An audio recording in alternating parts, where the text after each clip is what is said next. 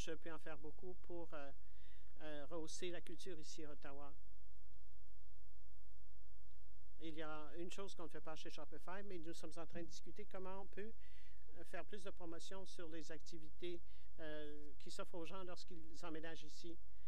Par exemple, s'ils viennent nous voir pendant 5 jours pour regarder la ville, je veux m'assurer qu'on sache où les emmener, que ce soit au Jazz Fest, au festival d'orchestre de chambre.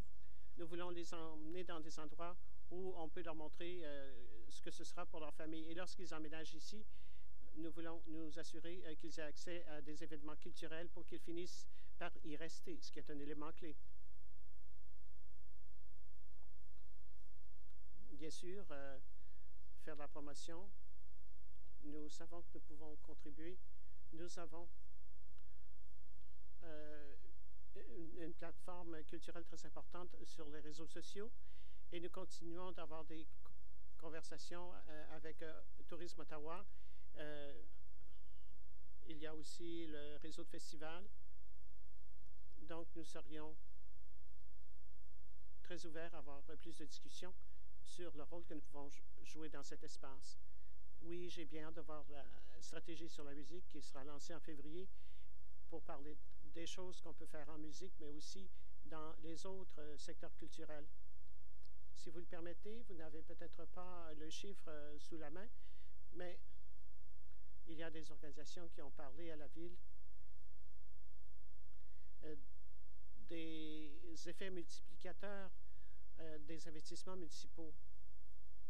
Oui, certainement. L'industrie des festivals, nous le savons, permet de recueillir 27 $ pour chaque dollar investi par la ville et dans la musique, 12 $ pour chaque dollar investi. C'est un chiffre incroyable. Je ne parle même pas de l'avantage économique parce qu'il est toujours très difficile de le savoir. Merci à la délégation. Merci. Conseiller Brockington.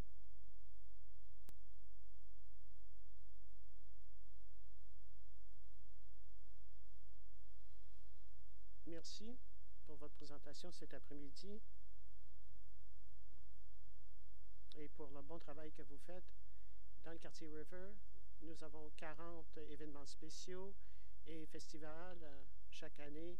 Il y a des événements d'une demi-journée ou de grands festivals comme le festival grec, libanais ou des Dragon Boat. C'est vrai qu'il y a un effet multiplicateur pour les investissements qui sont faits et nous en obtenons un bon rendement.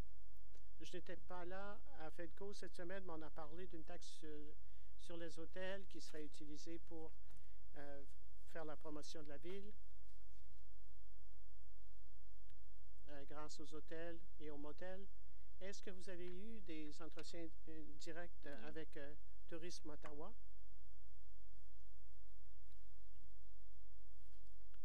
En ce qui concerne ce que le Conseil pourrait faire pour faire en sorte que ce réseau de festivals puisse en bénéficier. Ce ne sera pas directement pour vous, mais quel genre de conversation pourrait avoir lieu? Nous avons une relation de travail très positive avec Tourisme Ottawa et nous en avons discuté. Donc, nous serions tout à fait ouverts à utiliser ces fonds potentiellement. Le réseau de festivals s'inscrit bien dans l'industrie du spectacle, comme beaucoup d'autres. Donc, nous pourrions trouver des façons de collaborer pour que tout le monde soit gagnant. Et nous espérons le faire sous peu. Oui, je comprends votre enthousiasme. Si le Conseil décide de s'engager dans cette voie la semaine prochaine, surtout en ce qui concerne l'économie touristique, pas seulement en été, mais sur les 4 saisons. Il y a une série de questions que je vais poser au Conseil la semaine prochaine parce que je veux savoir comment le réseau de festivals peut évoluer dans ce processus. Merci. Et nous avons bien hâte de participer à la conversation. Je voulais aussi vous dire que les festivals durent toute l'année dans 22 quartiers. À l'heure actuelle, nous avons une centaine de membres et nous savons qu'il y a encore 4 événements qui font partie de l'industrie. Alors, merci. Conseiller Fleury? Je pense qu'il est très intéressant que Shopify appuie ce que j'aime dans notre ville. Nous en sommes plus forts pour cela. Et ceci nous aide à nous diversifier et montrer les éléments les plus intéressants de la ville.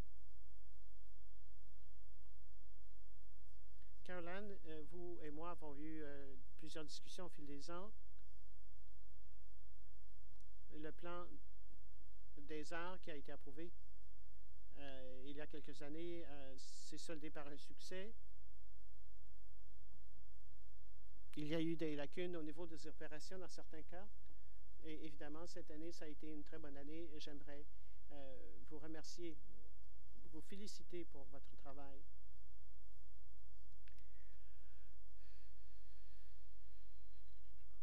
Surtout en ce qui concerne l'initiative C103. Comment prévoyez-vous que les besoins vont évoluer dans 5 ou 10 ans pour que notre communauté continue de s'épanouir? Parce que je sais qu'il y a encore des besoins. Le financement change continuellement au niveau fédéral et provincial. Comment faire en sorte que ces investissements rapportent de manière constante, surtout en ce qui concerne notre image? Il y a l'infrastructure, le train, la Galerie d'art d'Ottawa, les événements de 2017. Mais je pense que un des avantages, c'est la popularité de nos festivals. Alors, qu'est-ce que vous voyez dans 5 ou 10 ans? Merci. Et merci de reconnaître le bon travail que nous faisons. C'est apprécié. Pour ce qui est des 5 à 10 prochaines années, ce qui est encourageant, c'est que nous avons eu l'occasion d'avoir un effet multiplicateur en 2017 avec tous les autres événements.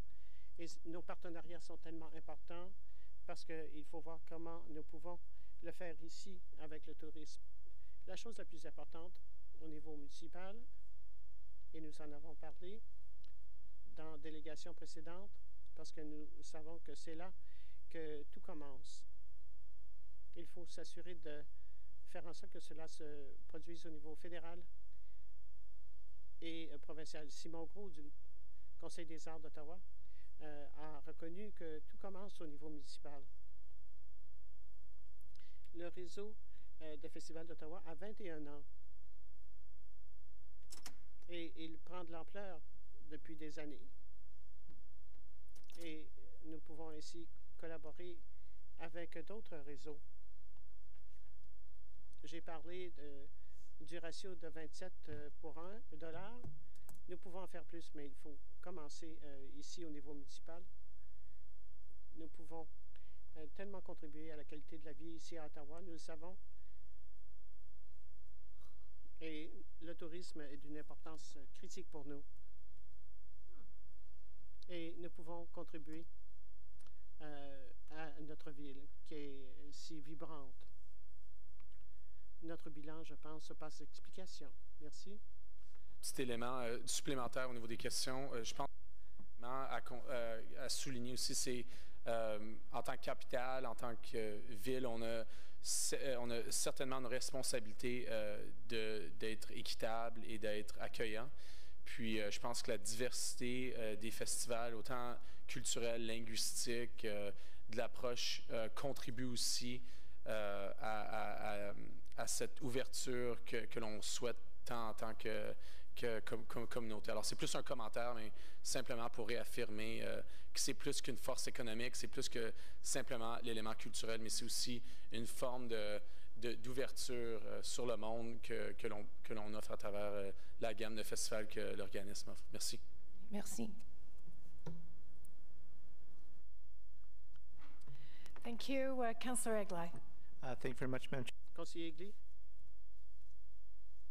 Est-ce que c'est trop tôt maintenant, mais est-ce que vous avez mesuré les résultats pour 2017?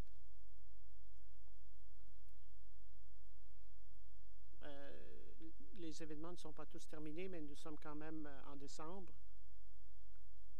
Pensez-vous qu'il y a eu comme une bulle en ce qui concerne ces festivals, et est-ce qu'on peut continuer ainsi? Il y a des recherches qui sont en cours. Nous sommes à peu près à mi-chemin, donc je ne veux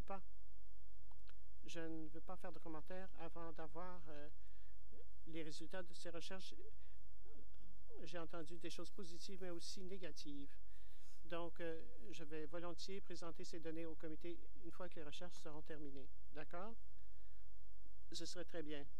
The term leverage several times. Vous avez parlé de levier à plusieurs reprises. Si on vous donne $1, qu'en ferez-vous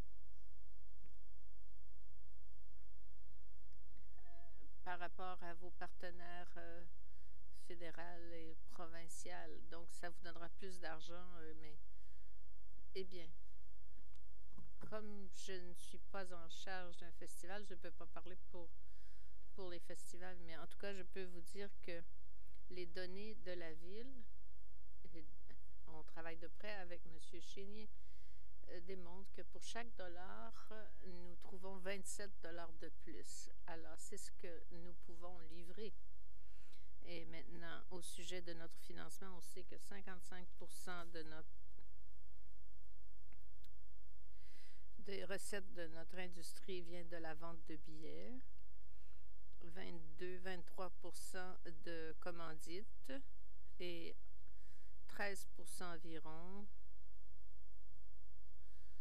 du provincial, du fédéral et du municipal. Mais les 27 $, c'est en retombée. Ce n'est pas du financement d'autres paliers. Ce sont des commerces comme les hôtels, les restaurants. Mon président est ici. Si vous me permettez, il pourrait vous répondre. Conseillère Deans, j'ai été distraite. Pouvez-vous répéter? Oui, nous parlons de faire profiter l'argent et notre président pourrait vous répondre comme producteur de festival. Bon, allez-y.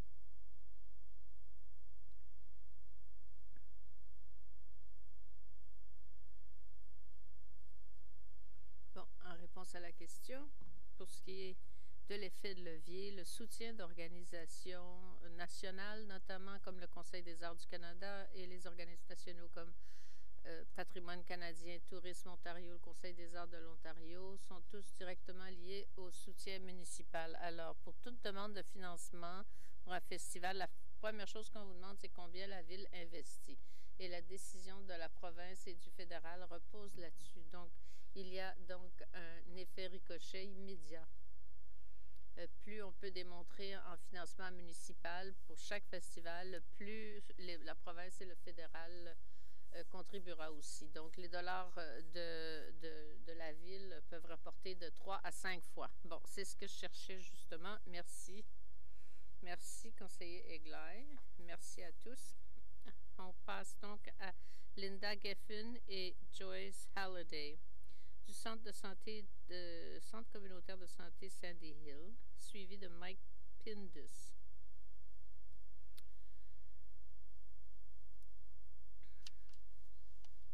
Bonjour, merci. Johara Aden se joindra à nous de Strathcona Heights.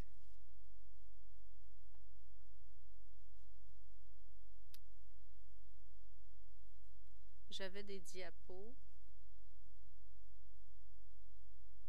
Bon, on s'en passera.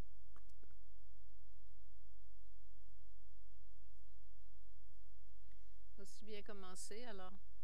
J'aimerais me présenter. Je suis Linda Geffen. Je travaille en développement communautaire au Centre de santé communautaire de la Côte-de-Sable. Je sais que vous avez eu une longue journée, alors félicitations. j'aimerais vous présenter deux meneurs de la communauté importants de la Côte de Sable et Strathcona Heights, Joyce Halliday et Johanna Hayden.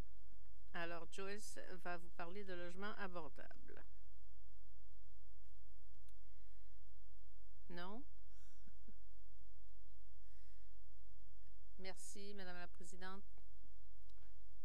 Moi, je vis à Strathcona Heights, dans un secteur résidentiel. Alors, ma collègue et moi sommes dans le cercle de quartier. Nous travaillons depuis 4 ans pour essayer de créer un esprit communautaire collégial dans Strathcona et on commence à en récolter les bénéfices. Pour ce qui est du logement et du manque de logements abordables ici à Ottawa, il y a 7 ans, j'étais dans une relation de violence et je me suis retrouvée dans un refuge. Et ce n'est pas quelque chose à souhaiter à quiconque et ce n'était pas mon choix, mais il n'en reste pas moins que comme mère monoparentale, dans une situation d'urgence, de logement d'urgence, j'ai pu obtenir une place très rapidement. Si je n'avais pas eu d'enfants et si je n'avais pas eu besoin d'un logement, je serais probablement encore sur la rue ou dans une maison de chambre ou dans un logement plutôt médiocre. Le manque d'investissement dans le logement laisse les gens comme moi incapables de fonctionner ni même de contribuer à la communauté et à la ville. Quand je me suis trouvé un logement stable, j'ai pu commencer à participer activement à la vie. Et je pense que le conseiller Fleury peut en attester. Je suis partout. Alors, je vais m'arrêter là-dessus pour l'instant. Alors, pour ajouter à ce que Joyce a dit, et comme bien d'autres, les nombres sont clairs. Il faut attendre de 2 à 5 ans pour les familles, 5 à 7 ans pour les personnes seules. 22 000 gens locataires dépensent plus de 50% de leurs revenus sur le loyer. Alors, il y a donc beaucoup de gens qui sont à risque de se retrouver sans abri. Nous voulons que la Ville rétablisse les 4 millions de dollars de versements discrétionnaires pour investir dans le logement abordable. Le besoin est là. On l'avait enlevé en 2015, mais maintenant, c'est vraiment nécessaire. On en a besoin. Le logement est un droit de la personne. C'est ce qu'on a dit aux Nations unies. La Ville d'Ottawa a le devoir de ne pas attendre l'argent d'autres paliers de gouvernement pour donner ce droit à ses citoyens. Les gens ont besoin d'une place où vivre. Et je travaille pour le Centre de santé communautaire à la Côte-de-Sable et on a un programme de logement d'abord. Et nous avons les preuves. Une grande étude a été faite par la Commission de santé mentale d'Ottawa qui montre que 21 $ et 73 $ reçus pour chaque 10 $ investis dans le logement d'abord. Alors, This is housing first. We ask not just this committee, but all committees within the City of Ottawa, whether planned.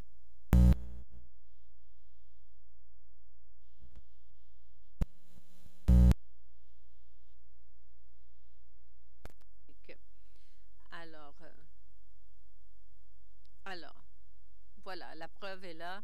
Si l'on a du soutien et si vous avez un graphique qui montre le traitement par opposition au logement d'abord, je voudrais que vous rétablissiez les 500 000 $ pour le financement aux organisations aspirantes et pour les personnes âgées de Strathcona Heights, dont les besoins sont désespérés. Johanna Hadam, je vis à Strathcona Heights.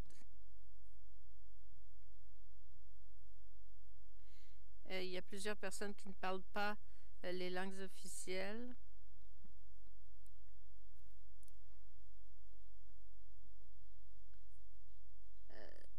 Il y a un travailleur social qui vient le samedi,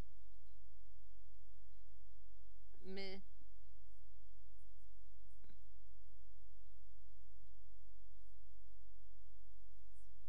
alors, s'il vous plaît, appuyez-nous, aidez-nous. Et Merci à tous d'être là. Y a-t-il des questions? Alors, merci encore. On va passer à Mike Pintis, qui sera suivi de Ketcha Dorsainville de l'Union des Caraïbes du Canada.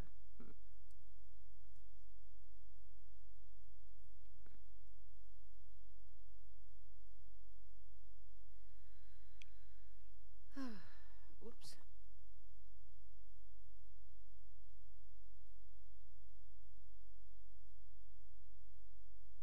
Thank you very much. Everybody wants to be happy.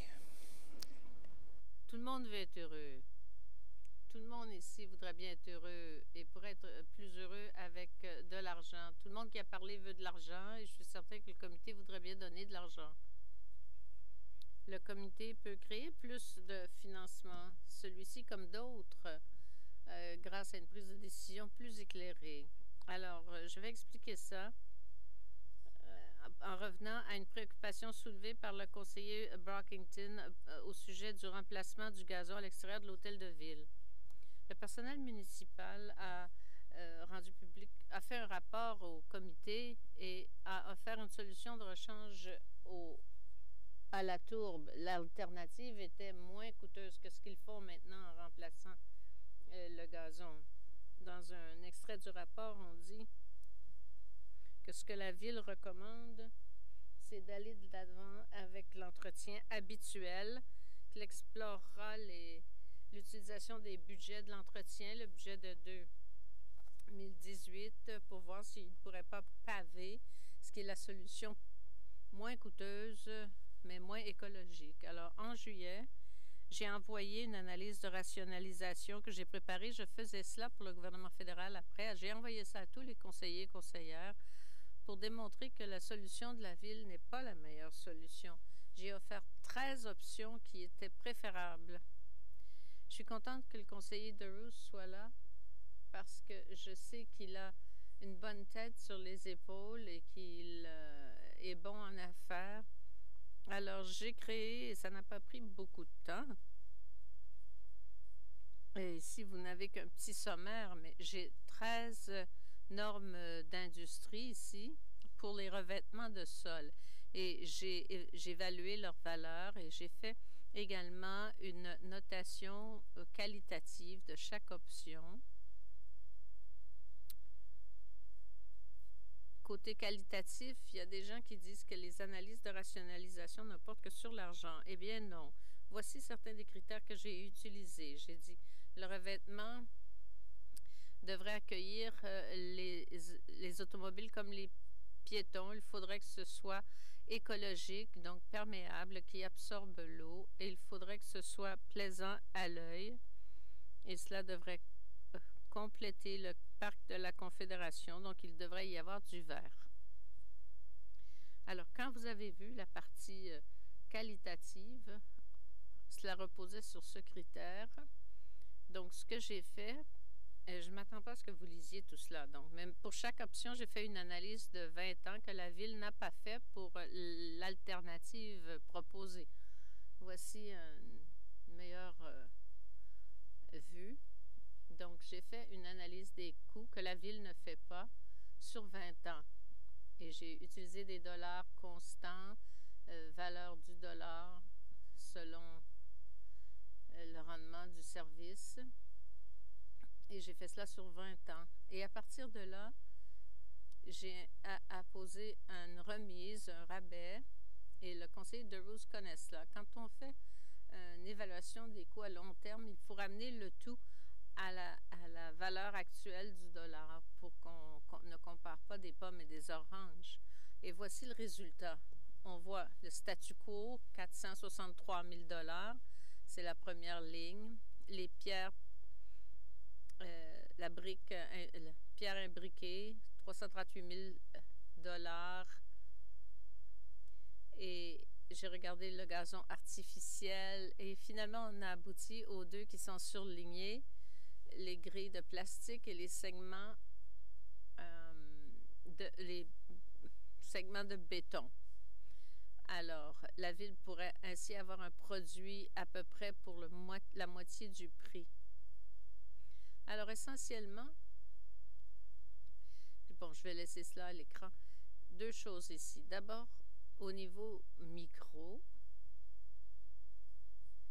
le comité a accepté le rapport qui vous a été présenté. Maintenant, le personnel fera ce qu'il a toujours fait. Il va explorer l'option dispendieuse. Le comité n'a rien fait, n'a pas dit un mot, a appuyé ce que la Ville voulait faire, ce que le personnel lui a proposé. Et cela n'est pas unique à votre comité. Au niveau macro, j'ai commencé avec les autobus hybrides. Il n'y avait pas d'analyse. Il vous reste 10 secondes. Bon. Alors, essentiellement, pour vos comités, vous devriez demander au personnel de faire des analyses de rationalisation correctement pour que vous puissiez prendre des décisions éclairées. Je le dis depuis 6 ans. Bon, merci. Est-ce qu'il y a des questions? Non? Alors, on passe à Katia d'Orsainville de la Caribbean Union of Canada et suivi de... Oh, avec César Dima Moussa.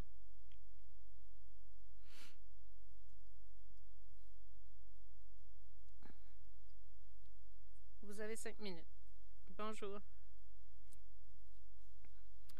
Madame la Présidente, conseillers, conseillères, merci de nous permettre de faire nos commentaires sur les prévisions budgétaires de 2018. Je suis Katia d'Orsainville-Peters, PDG de Caribbean Union of Canada. Je suis ici avec notre président, César Dima Moussa, pour parler de l'importance vitale du financement de notre culture intitulée, notre programme intitulé It's a Trap. Nous demandons du financement à la Ville d'Ottawa. Nous avons vécu beaucoup d'homicides et de violences chez les jeunes qui appartiennent à des minorités visibles. Nous avons fait des présentations à une école technique de Vanier et il y a eu beaucoup de retombées chez les jeunes blancs et les jeunes de minorité. Cela touche tous les jeunes dans toutes les communautés de la ville. Ces programmes ne touchent pas seulement les jeunes noirs, mais bien tous les jeunes. Notre président va continuer de vous expliquer l'importance du financement de pareils programmes. Merci de me recevoir.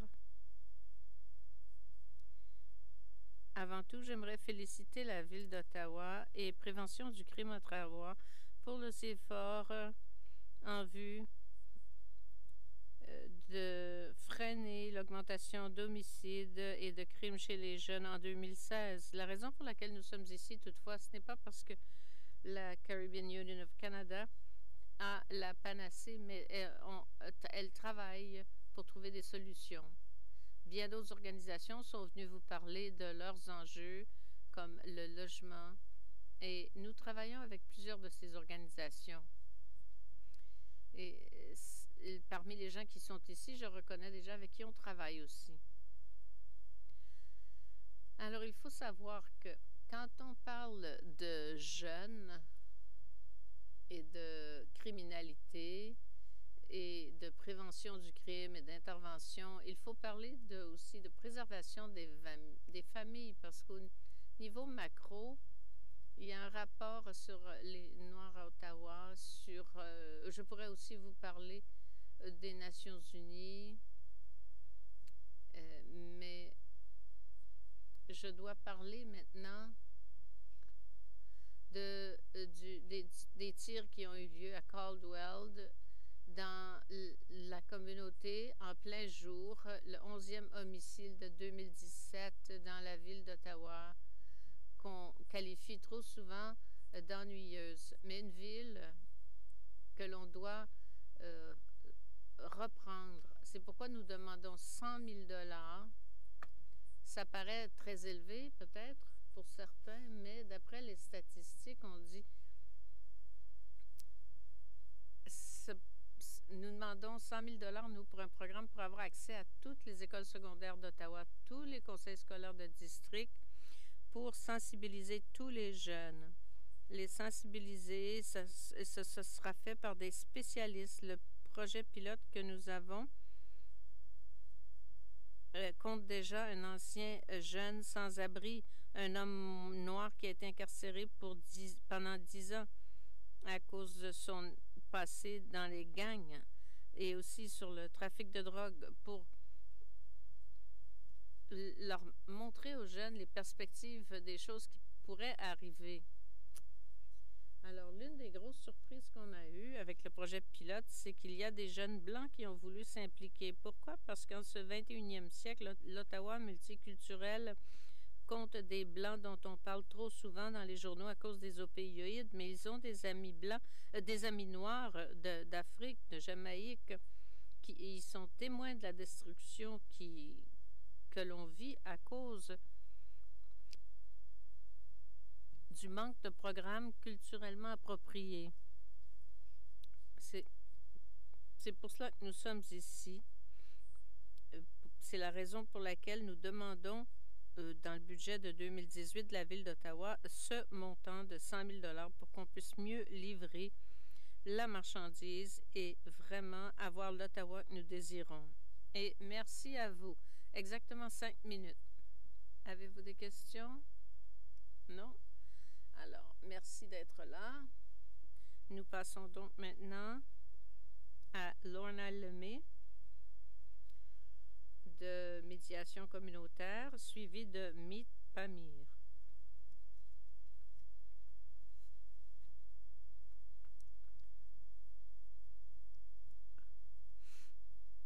Bonjour, Madame la Présidente, membre du comité. Merci de la possibilité de m'adresser au comité.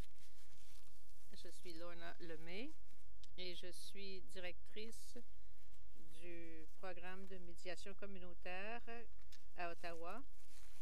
Et je porte 4 chapeaux aujourd'hui. Alors, ce ne sera pas facile, mais je vais essayer d'être claire dans les distinctions. 1. Organisation de médiation communautaire que je dirige, qui n'a absolument aucun financement, rien du tout. Que fait-on? Nous offrons de l'encadrement des dialogues de groupe, des interventions et de la formation des personnes marginalisées dans la communauté qui se trouvent en conflit ou qui ont besoin de renforcer leurs capacités pour éviter les conflits ou faire face aux conflits et nous n'avons pas aucun financement pour faire cela. Alors, on offre tous ces programmes. Ils sont tous offerts par des bénévoles formés selon les normes en vigueur. Nous avons près d'une centaine de bénévoles qui travaillent pour notre organisation, qui redonnent à la communauté. Voilà pour le premier chapeau. Aucun financement. Je viens de revoir de l'Assemblée générale annuelle requise pour les groupes provinciaux qui établissent les normes pour ce travail partout dans la province, dans différentes villes. Nous sommes la seule organisation, j'ai été étonnée de l'apprendre, qui n'a aucun appui de la ville.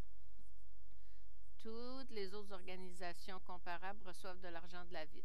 Je vous donne une idée d'où on obtient nos références. Beaucoup de logements communautaires.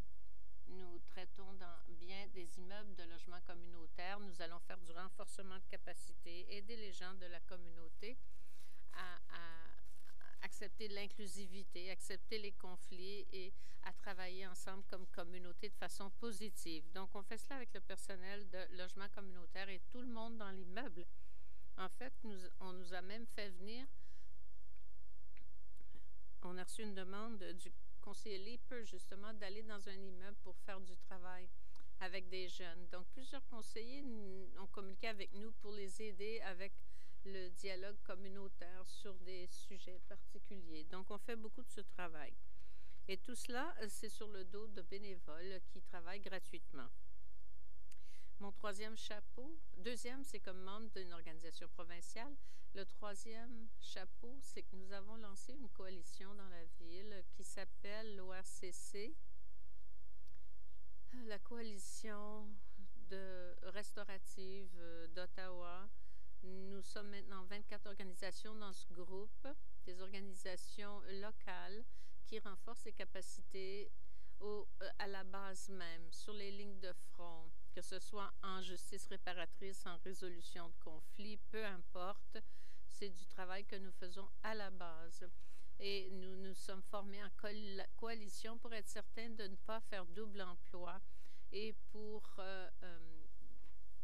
gagner en force comme groupe communautaire. Nous avions identifié un vide dans le système et nous sommes en train de préparer 6 à 8 différents projets, présentations pour lesquels on aura besoin d'argent qui qui combleront les vides qui existent dans la ville. Nous travaillons beaucoup aussi avec la police. Nous venons de formaliser un partenariat avec la police et nous acceptons des références d'eux pour le travail communautaire avec les agents de police communautaires. Jusqu'à maintenant, on a eu à peu près 40 références de la police. Tout a été réglé paisiblement.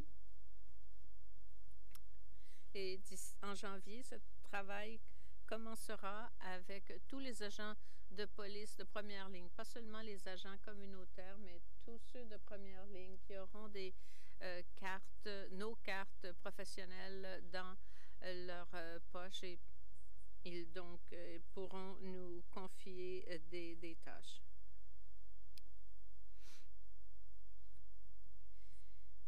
Un dernier point. Pour ce qui est du financement, nous devons garder nos portes ouvertes. Nous avons expliqué que nous offrons un service valable.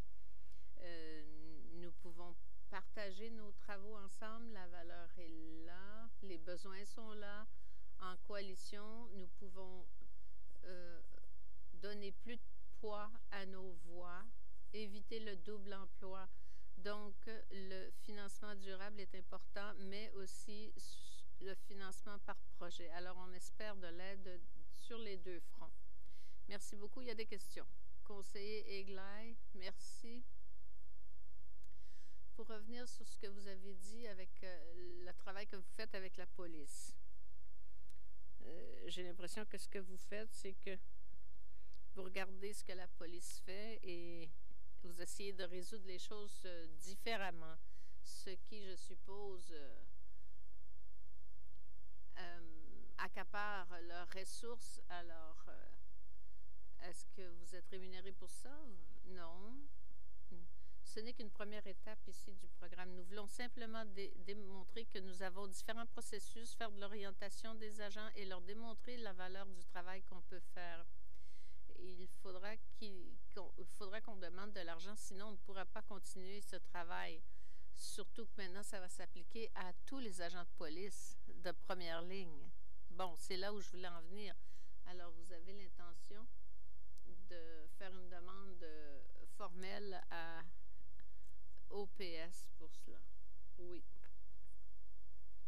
Conseiller Leeper. Lorna, d'abord, merci beaucoup du travail que vous faites. Je sais que mon personnel au bureau a votre nom et vos coordonnées.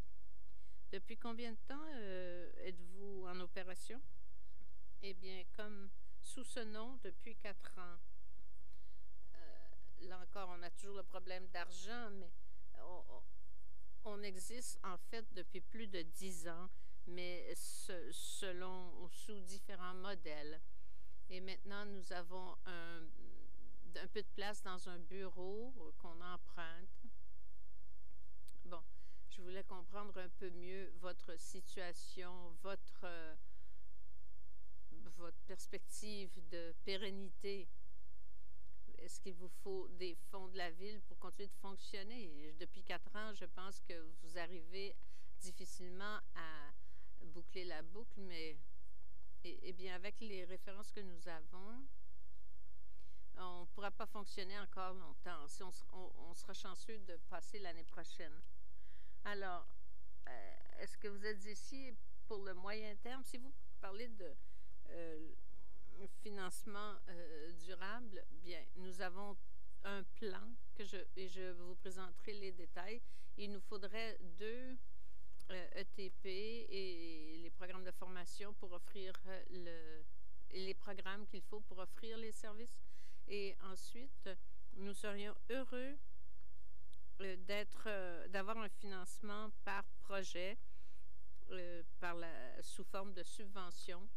Nous avons un local pour permettre la médiation, le dialogue et pour des programmes spécifiques parce que nous travaillons un peu en réseau pour combler les vides. Et avez-vous déjà demandé à la Ville de l'argent? Non, jamais. Savez-vous si cette demande pourrait être acceptée aujourd'hui? Non. Merci. Conseiller Kakish? Oh.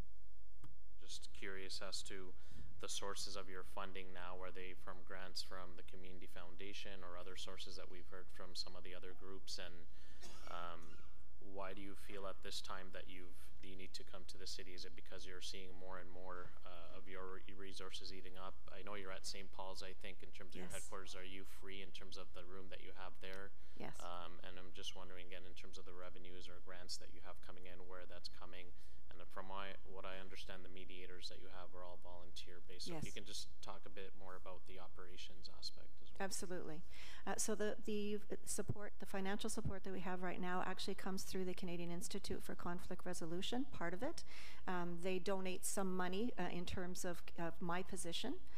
They donate the space, which is in partnership with St. Paul University. The rest of it is through fundraising that we do, and also through some private donations, which are very, very small. That doesn't even cover the training that we do to train our mediators. I have a roster of about 50 volunteer mediators that are trained to provincial standards. Most of them, the vast majority of them, are mediators by profession, who have either retired or simply want to give back to the community by continuing to do this good work. So there's about 50 of them. We have about 25 folks who are trained in conflict coaching, who again give time back to the community doing conflict coaching. And then I also have a group of trainers and facilitators who do group dialogues and training work with frontline workers, so social workers. You'll often see us in a resource center training the frontline program staff to better deal with the conflicts they're faced in, just in the line of their work. So that's sort of the pieces that we do. So the funding we actually run right now based on $30,000 a year. That's it. And that's by the grace of the Institute and some private donations. Okay. And so what is the number that you need in order to... $200,000 a year. Okay. And the space at St. Paul's, is that at market value, or is that given We have that secured for the next 3 years.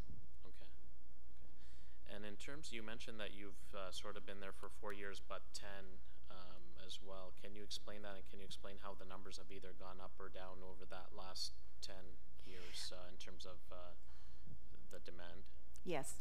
I was actually brought in 3 years ago to build the organization, and I did it through partnerships. Built a partnership strategy and went around to the community and all the points of referral that could benefit from the services of the organization.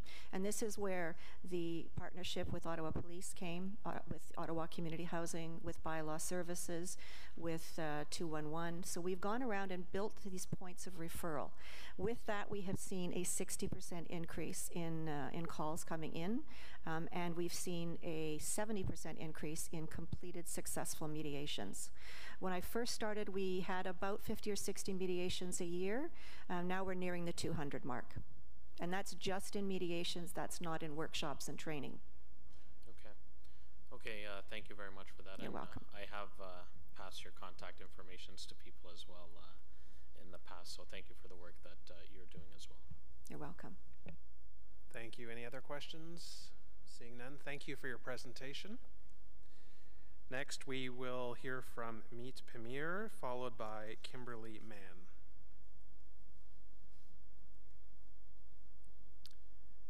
Good afternoon.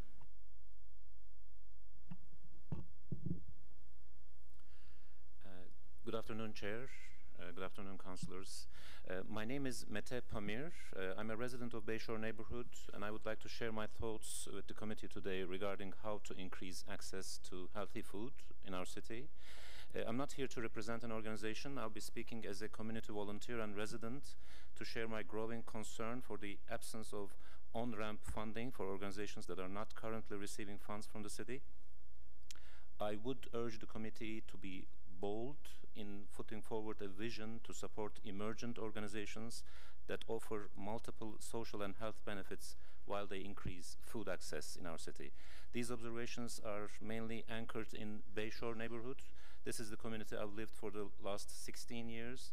It's a community with many challenges for low-income families, as we have heard earlier today.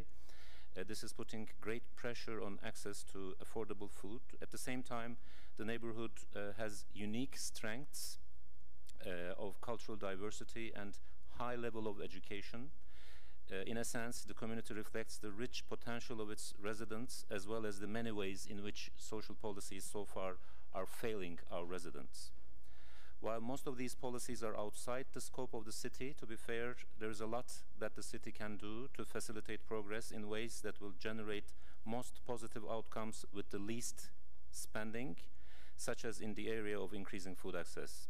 Most importantly, the city initiatives around food have great multiplier effects. They increase community cohesion, engagement, and unleash the energy of creative solutions to persistent problems. For the last 6 years, I'm actively volunteering and organizing in neighborhood initiatives such as the Bayshore Community Garden, the Community Oven, the Street Foods Collective, and to share a brief observation based on the experience of these projects. What has started as additional means of increasing food access outside the regular food bank channels has evolved into partnerships and cooperation with peer organizations working in other communities and citywide. The result has been an active contribution to an expanding network of peers in our city that are passionate about healthy food, groups working on new ways of growing food, teaching about food, preparing, sharing, and marketing food. The spin-offs in terms of placemaking, the nutritional, social, and educational benefits were most surprising and positive in our volunteer experience. Our initiatives benefited greatly from the organizations that were directly or indirectly funded by the city: Just Food and Community Gardening Network for our garden, Better Neighborhoods program of the city back in 2013 for our community oven, and the wide-ranging support we have been receiving from PQ Community Health Center in garden, oven, and street food collective projects. Later, for several events and ongoing support, we have relied on platforms offered by Market Mobile, Hidden Harvest, Ottawa Incubator Kitchen, Parkdale Food Center, Food Share Ottawa, just to name a few of the emergent organizations that I'm drawing the committee's attention.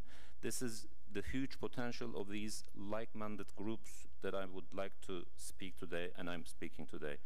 Between the established organizations that receive city funding and community initiatives that are fostered by the existing funding, there are middle-range and grassroots organizations that kickstart creative ways to respond to issues. Some of these issues are new and emerging, some are perennial and need new approaches in addition to established ways. To put it very shortly, we do need the food banks for acute crisis, but we also need a vision to foster new organizations beyond their startup phases, programs that need to be complemented by inventive ways of growing, sharing, marketing local, fresh, and minimally processed food. I would like to urge the city to be bold and visionary, perhaps not in the dollar amounts at the initial stage, but in setting up a framework to promote innovation in our city at the grassroots level when it relates to food access. Once the vision and framework is in place, our experience in one underprivileged neighborhood shows that the middle-range organizations will have multiple nutritional and social engagement effects. With these thoughts, I would like to ask the committee, firstly, to establish a new on-ramp fund to support groups that address new and emerging needs. Secondly, to find the resources for this new fund without making any cuts from the proposed sustainable funds for social service agencies. And thirdly, to set up a mechanism to invite and prioritize the initiatives of these new organizations by involving residents in the process. In short, I would like to suggest that you present a vision for the coming wave of organizations that offer creative solutions to the perennial problems of healthy food access in our city. Thank you very much. I'm just going to jump in because we've passed the 5-minute mark, but thank you for your presentation. I'll just see if there are any questions. Councillor Nussbaum. Thank you, Mr. Vice Chair. Just a quick comment to thank you for coming this afternoon and for speaking on behalf of those groups. I think food security is exactly the area that we could see a benefit for if we were to find the funds for some sort of on-ramp funding. There's some great, exciting work happening throughout the city on food literacy, on growing food, on cooking food, whether it's the Parkdale Food Center, Mobile Market, others. So I think it was really important to hear from you, and I thank you for coming this afternoon. Good. Further questions? Thank you for coming. Next, we will hear from Kimberly Mann, the Collaborative Justice Program. Is Kimberly Mann in the gallery? Once, twice, Kimberly Mann. Okay, we'll move on. Speaker number 40, Tara Upreti. I was told she might have left as of 2:30. Tara Upreti, Canada-Nepal Solidarity for Peace. No? Okay, we'll continue.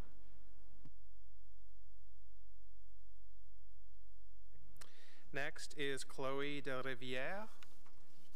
Following Ms. de Rivière will be Christine Ledman. Okay, we'll get that set up.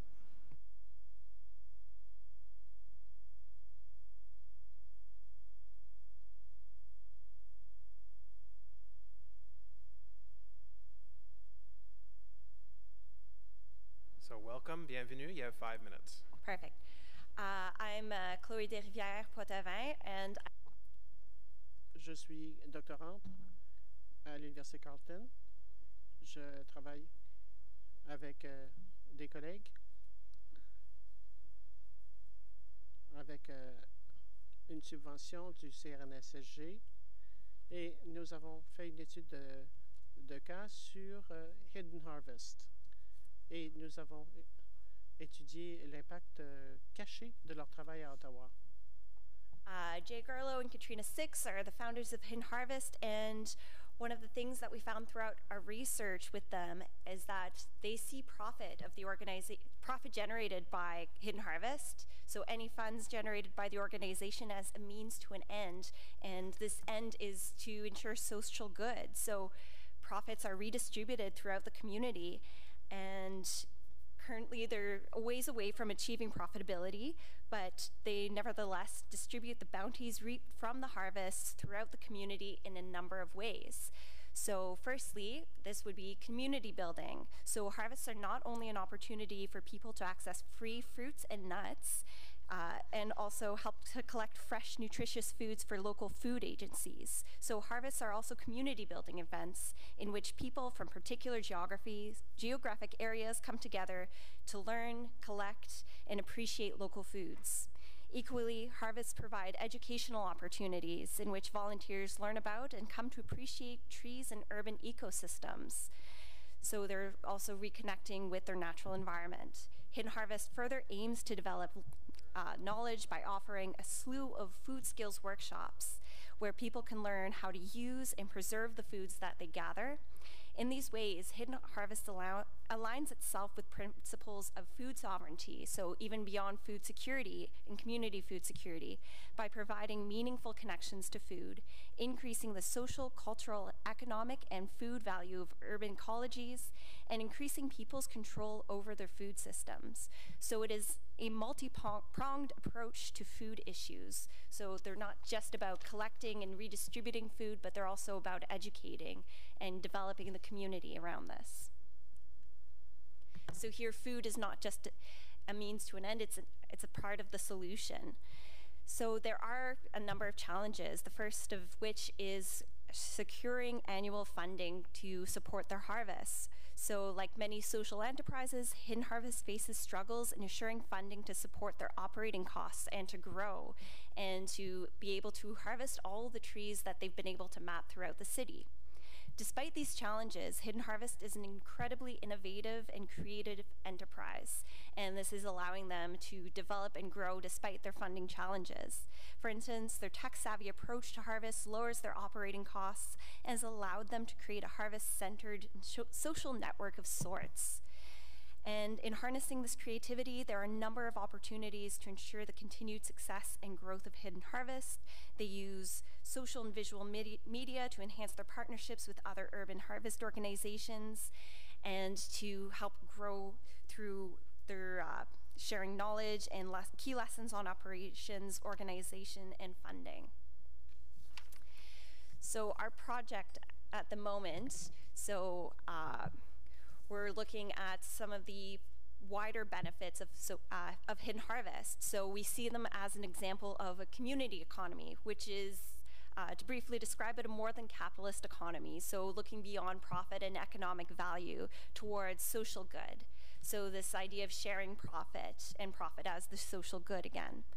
And Hidden Harvest we see as an building towards organic community relations, so built on shared interests, shared learning opportunities, and it allows people to connect with place in participating in community building processes and connecting with ecosystems and reconceptualizing this idea of surplus. So surplus food is seen oftentimes as waste, so they're reconceptualizing the surplus as actual edible food. And I have been to numerous Hidden Harvest occasions, and that's actually really hard to attend a harvest because there's so many people who want to go, and there's not enough trees to meet the demand at the moment. So an increase in funding would allow more people who want to participate in harvests to participate. And if I'll go back a slide. We just need to wrap up. You have about 15, 20 seconds. They're incredibly so as Jay was describing, they're incredibly diverse. There's lots of opportunities for people of all abilities to participate. So lots of different tasks for people who have mobility issues, for young children, so yeah. Thank you very much for your presentation and for your work. Any questions for the delegate? Seeing none, thank you very much for coming down today. Appreciate it. We have 2 speakers left on my list. Next is Christine Ledman, followed by Heather Stetcher, I believe. Ms. Ledman. Christine Ledman, last call. All right. Heather Stetcher.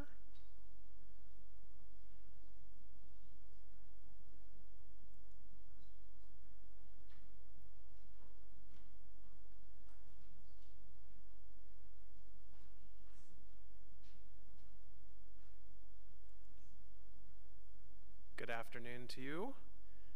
Thank you for making it through a very long day. Yes. Could you just press the microphone button so we can hear you? There you go. That's great. You have 5 minutes. What to press? Oh, you had it. Where did my sound card go? Press it again. Oh, like there. That'll work. As you all know, my name is Heather Stetcher, and I am one of the wonderful beneficiaries of a housing subsidy. I was very lucky because I got my housing subsidy after 2 years. Many families are told they may have to wait 5 years, some even 10 years. That's too long, period. All you're doing by making them wait that long is putting more stress on them, and we all know what stress does to our health and makes them more vulnerable because they are making more choices every month about which bills they're not going to pay so they can keep a roof over their mouth, over their head. So it's really important to put back the $400 million of housing money. The second thing I'll talk about is the ramp-up money. I live in a food desert. I live in Strathcona Heights, and it is at least 2 buses to get to any grocery store, and those are usually the most expensive grocery stores. So they're not grocery stores that I can use most of the time because I live on ODSP. And So it's really important that we have Market Mobile and a food bank in our community so that we get better food. The Market Mobile in particular does not, to my knowledge, get any stable city funding. The ramp-up funding that we've been recommending is extremely important to keep people healthy. During the winter, when you have disabilities, getting out of the house is a challenge and often doesn't happen. So it's really important that good food comes to you in terms of the Market Mobile. It makes every difference. We're also trying to attract a grocery store to our community, but that's a different discussion. Something else I'd like to mention is I've been in this building probably 3 times over the last 2 weeks. The first time I went by to see the accessibility office, which, as long as I have lived in Ottawa, has been where Service Canada and Service Ontario is, and the planning department, right beside the planning department. They're not there anymore. I have gone 3 times to the information desk, and they haven't been able to figure it out. Now, this gives a very bad message to those of us with disabilities who make use of the accessibility office often to report various problems around the city. Now, it seems to be hidden to talk to them or to get to them. I don't know what has happened, but something needs to be done to make them back where, if not where they were, at least in a place where we know where they are and we can get to them easily and quickly. I've reported several problems in this city, which the city didn't create, but I was almost run over on Rideau Street by a bus because the construction in Biber Market didn't have a flagger that day, and they had this big truck that jutted into the lane, and I was almost hit and run over. So these things happen sometimes, and being able to report them as soon as possible and accurately and quickly and easily is important. Just a thought. Those are the most urgent issues, I think. So I appreciate your time. Thank you very much. Thank you very much, Heather. Are there any questions for the delegation? Seeing none, that ends the public delegation portion.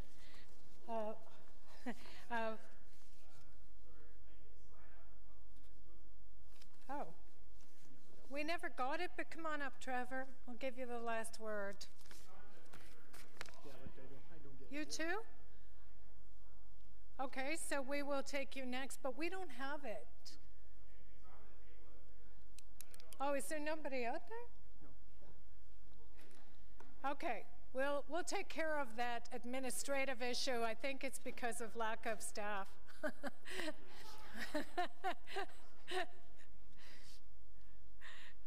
Okay.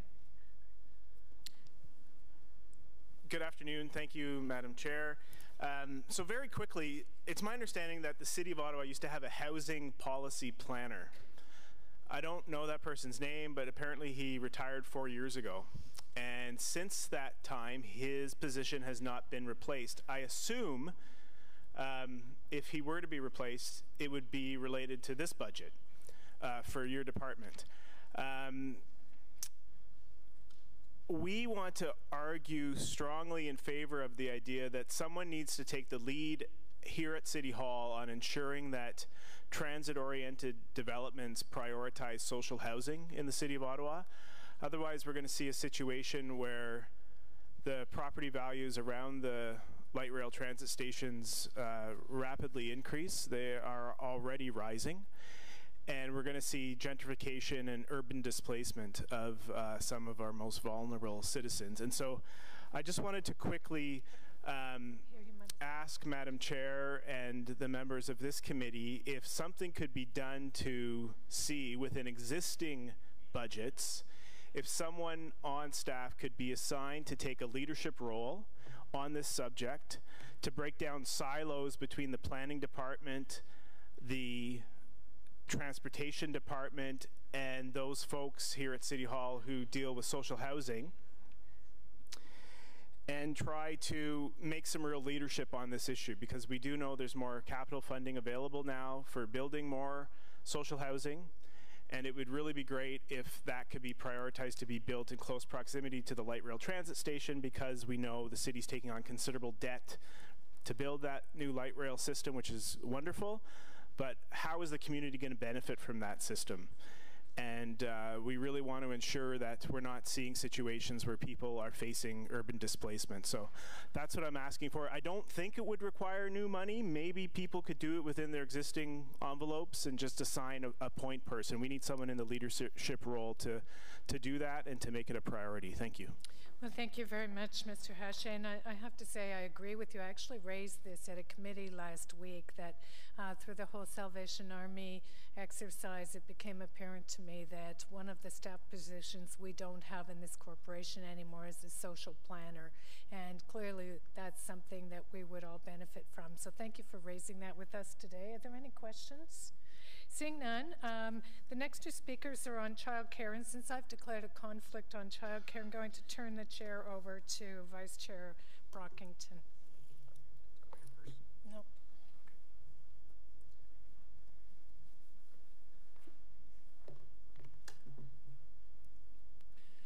So good afternoon. Are you speaking together or individually? I don't know how to do this. I think we can do it together. Okay. One after the other, please. And thank you. Go ahead. Hi there. My name is Sylvia Simpson, and I work at Centertown Daycare. Centertown Daycare has been in business for 42 years, and I've been there for almost 40 of them. More importantly, though, I am a parent and a grandparent. As parents, there are some very important questions that we ask ourselves when it comes to our little ones. And although some may seem trivial, we can assure you that they are in fact critically important. Who will wash their hands if they need help? Who will be patient with them on grumpy Monday mornings? Who will teach them how to share with others? Who will help them sort out a problem, make sure that they're properly dressed for outside, and make sure that they feel safe and loved?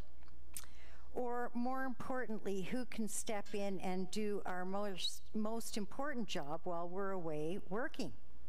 And the simple answer is whoever does that job best.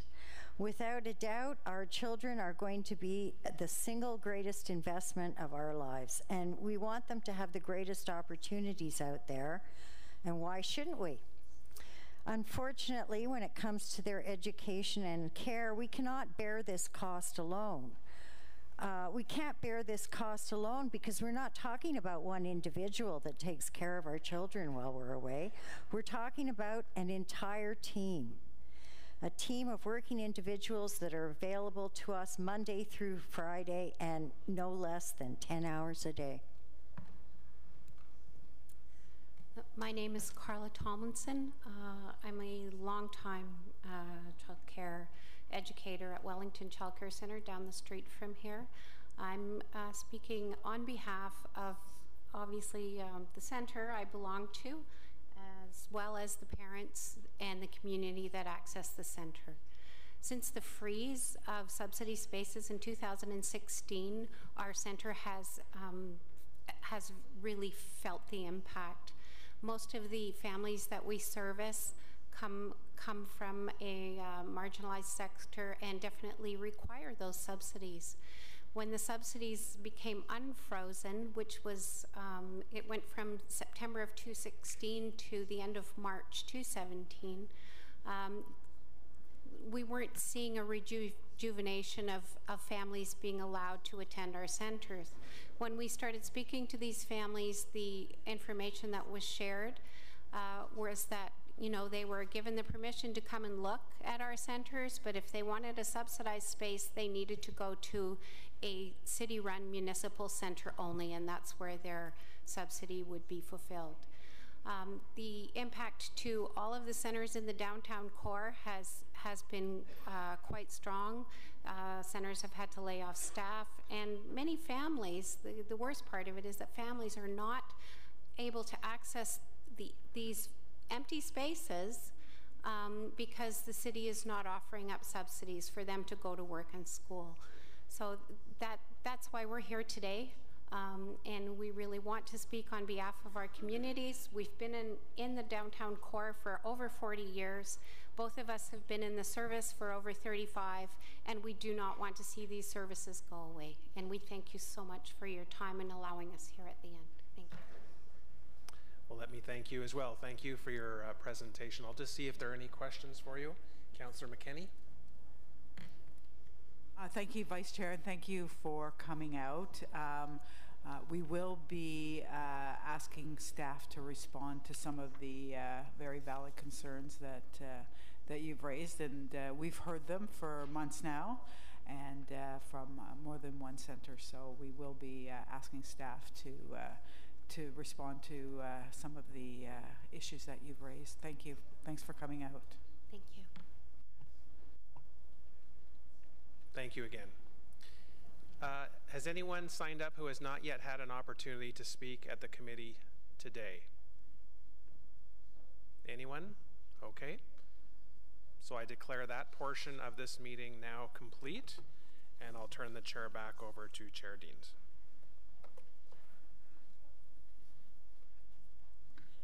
Okay. Thank you, Councillor Brockington, and just let me start by saying thank you to all of the delegations who came out today. I think for all of us to hear from so many people about so many pressing issues in our community is a good reminder of the people in this neighborhood, in this city, that really need our help. And you know, I've said this before and I'll say it again, I really think it's our duty to ensure that we're helping the most vulnerable citizens in our community.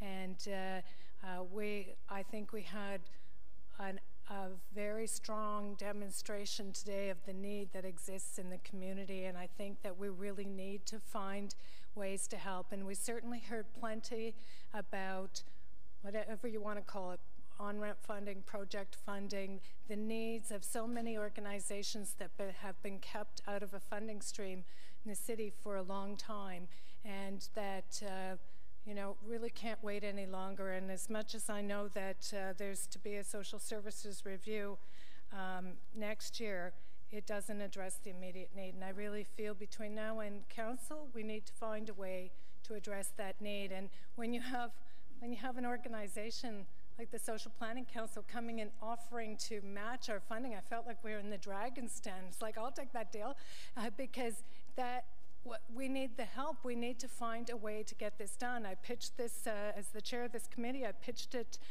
to the mayor and city manager during our run up to this budget, and I'm disappointed it's not in the budget. It needs to be in the budget. We need to find a way to get it in the budget. So we're going to go to questions to staff, and we'll start with Councillor Brockington.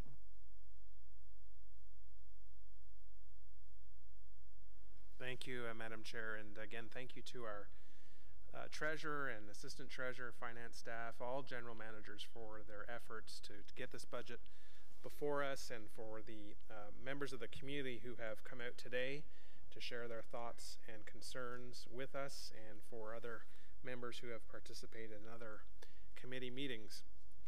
It's 3:30, so I will do my best to keep my questions short and to the point.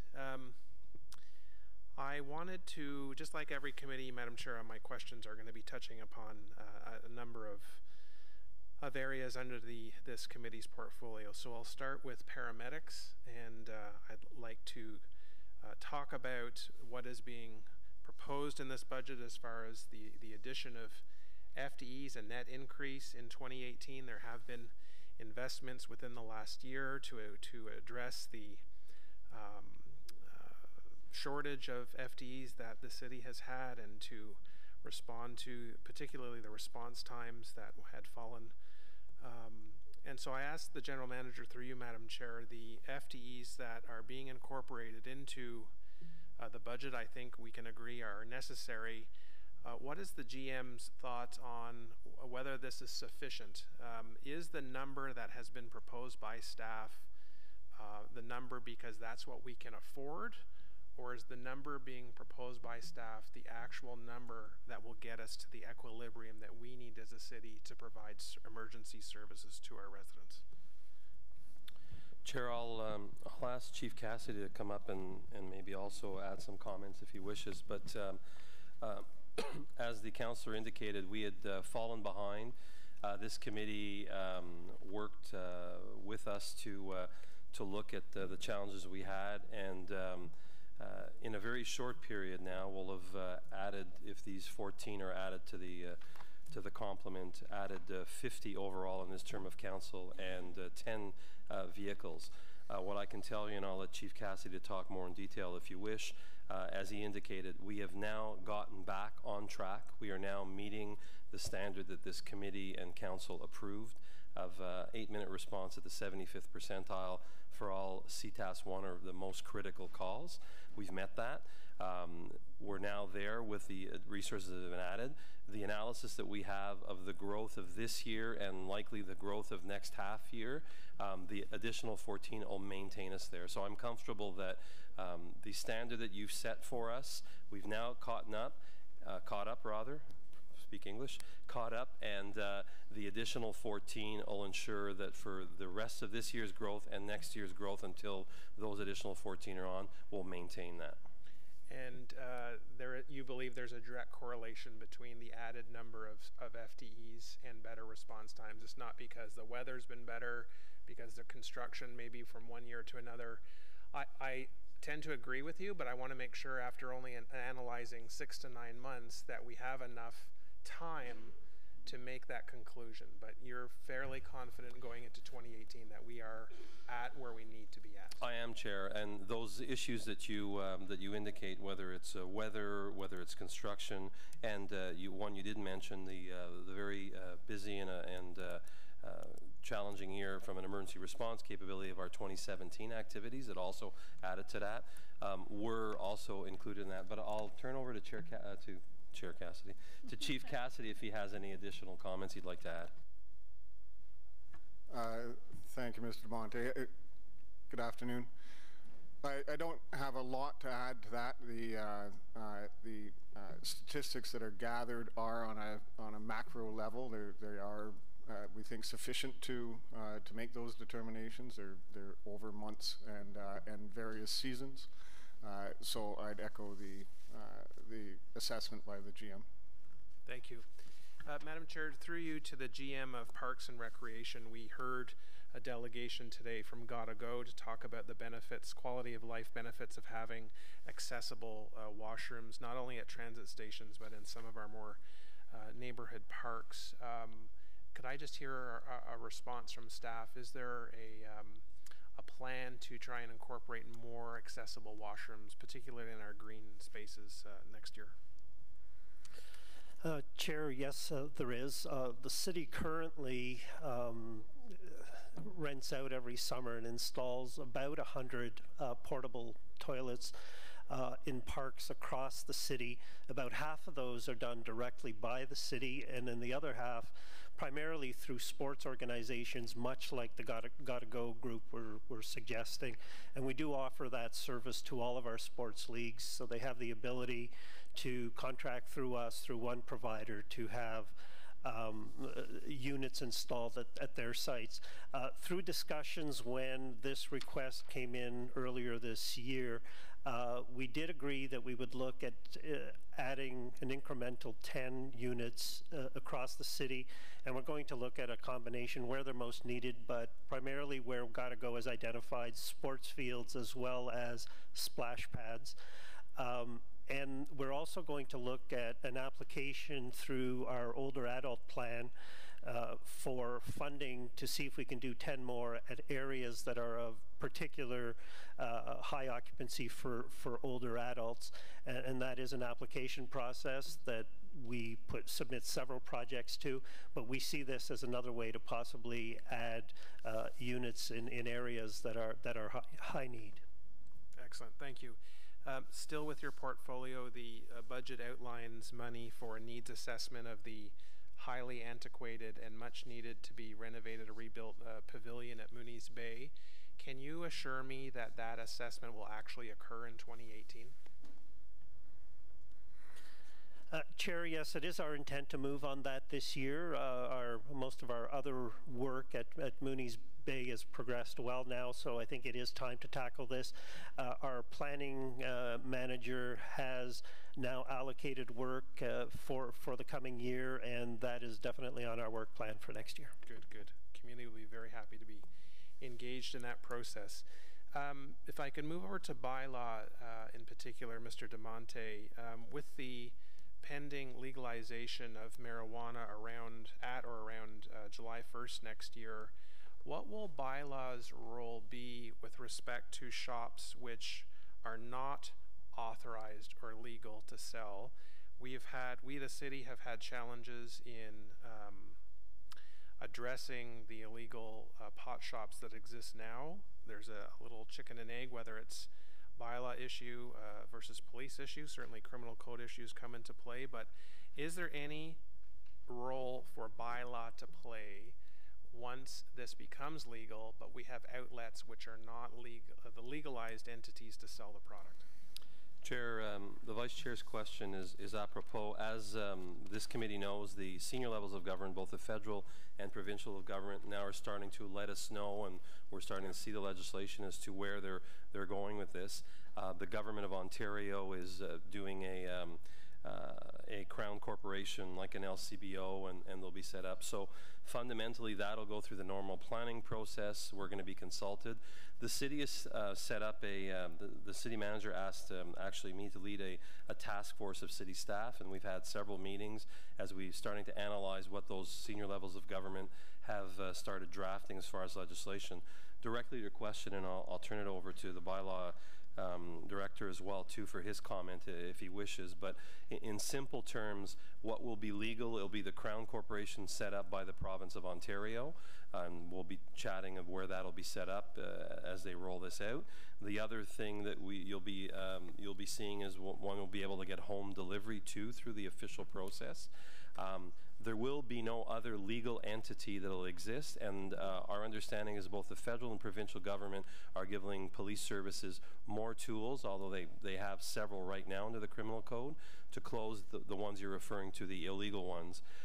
So as it stands now, if one would project in time, and we stand to be corrected because you understand this is a moving file and there's a lot of details we don't have, there wouldn't be per se much role for bylaw officers. Now there's talk on the tobacco side or the use of the product. Are there tools that will be given to municipal law enforcement officers there?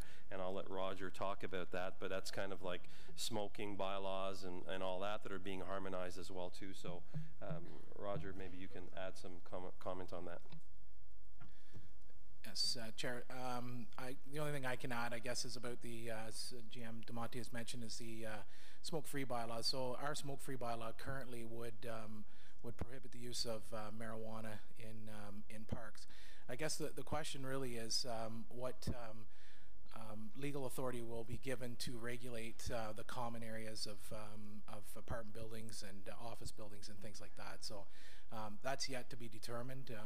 So we're hoping that in the near future we'll have some answers to those questions, but at this point we don't really know. Can I just underscore the importance that, and I said this at the Finance and Audit Committee of the Police Services Board, that your shop documents the time and resources that are being spent, particularly for the legalization of marijuana file, because if the province and feds are collecting tax revenues, if they're getting something, and yet there are costs that municipalities have to incur because a higher level government has passed a law.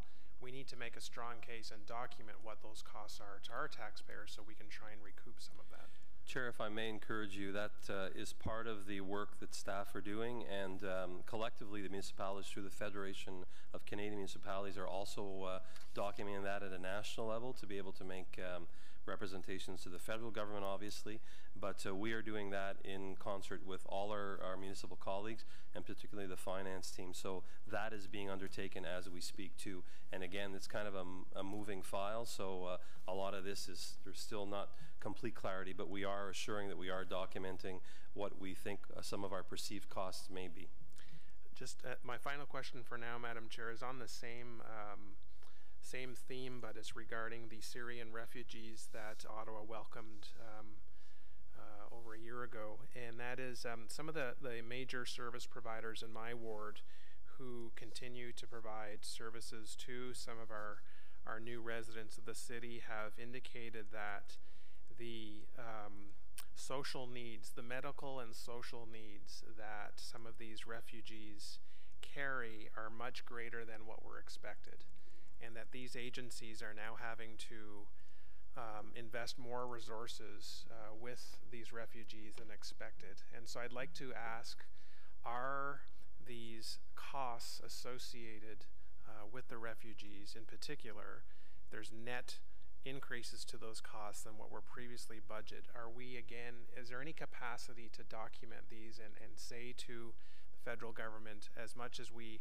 welcome and want to help and serve and help them integrate into society and deal with the various challenges that they may be faced with, that there were additional costs that were not anticipated and we're looking to offset some of those? Is that being addressed any further? Madam Chair, I think that listening to the delegations today, they're reflecting a number of different pressures, from minimum wage to more complex needs, mental health, and housing, and the list goes on.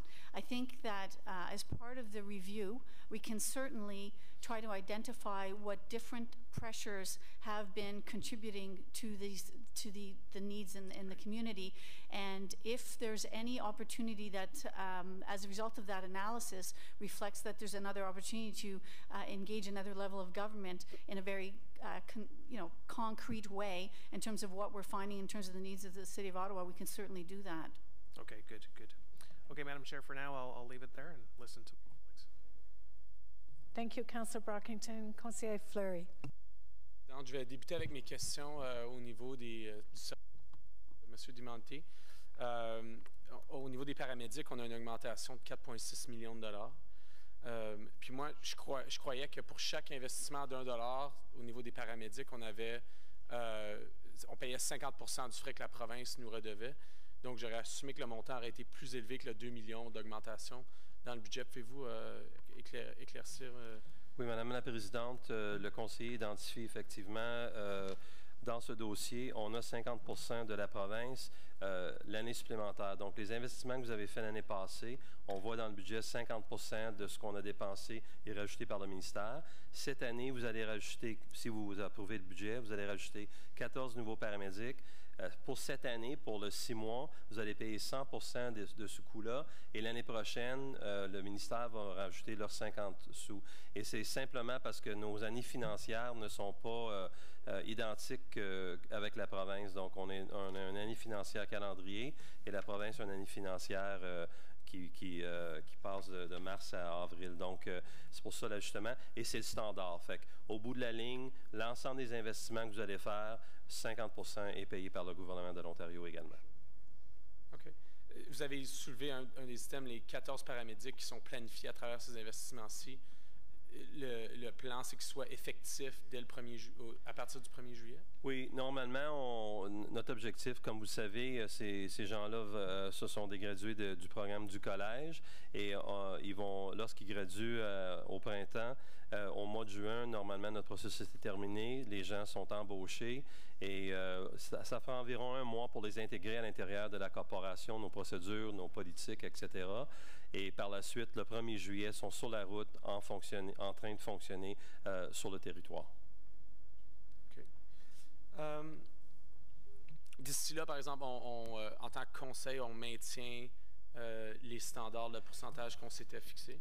Oui, vous avez un de vos collègues qui va poser la question en anglais. Je peux vous assurer, et le chef Cassidy l'a indiqué également, les investissements que vous avez faits nous ont ramené à notre objectif de 75% du temps à répondre aux situations critiques à l'intérieur de 8 minutes. On est ramené vers ce point-là. On fait actuellement ce standard-là. Les 14 supplémentaires, c'est l'analyse qu'on fait par rapport à la continuité de l'augmentation du nombre d'appels qu'on a actuellement. Et avec ces 14-là, on croit que, et on est pas mal sûr qu'en 2018, on va continuer à maintenir notre opération à cet égard-là. OK. À la page 167 du budget, vous avez pas besoin de vérifier. C'est une section pour CCTV camera puis le remplacement, tout ça. Moi, je crois dans l'importance d'avoir une infrastructure sécuritaire.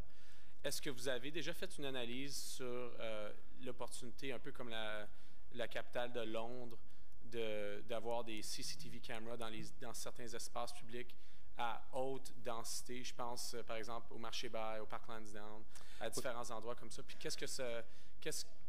si oui, est-ce que vous pourriez nous le partager, cette recherche? Madame la Présidente, je vais demander à mon collègue, M. Poirier, d'un peu répondre à cette question-là. Certainement, on a regardé un peu, mais on va parler un peu plus en détail. On a parlé aussi avec le service de police.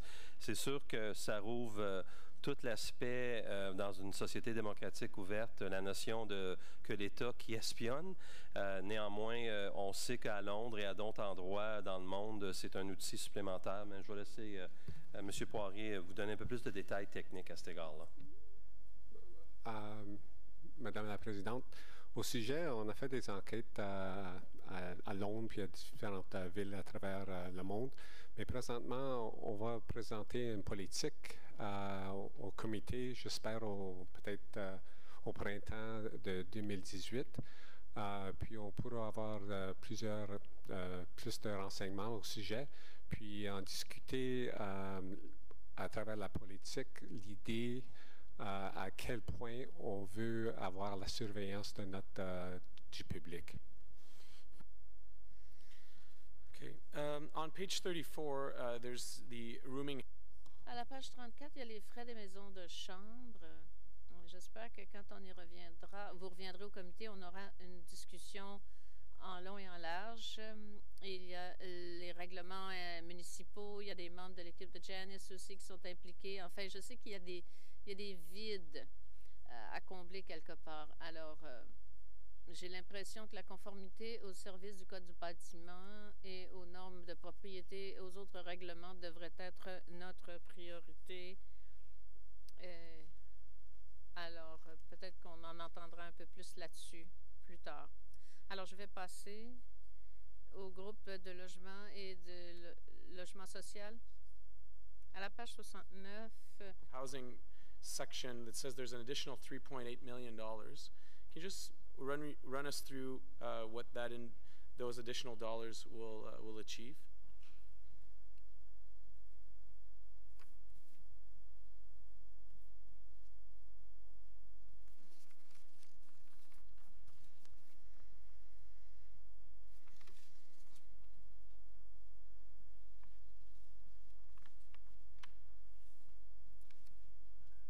So I'll just turn the question over to Shelley Van Buskirk. She's the Director of Housing Services. Jeff.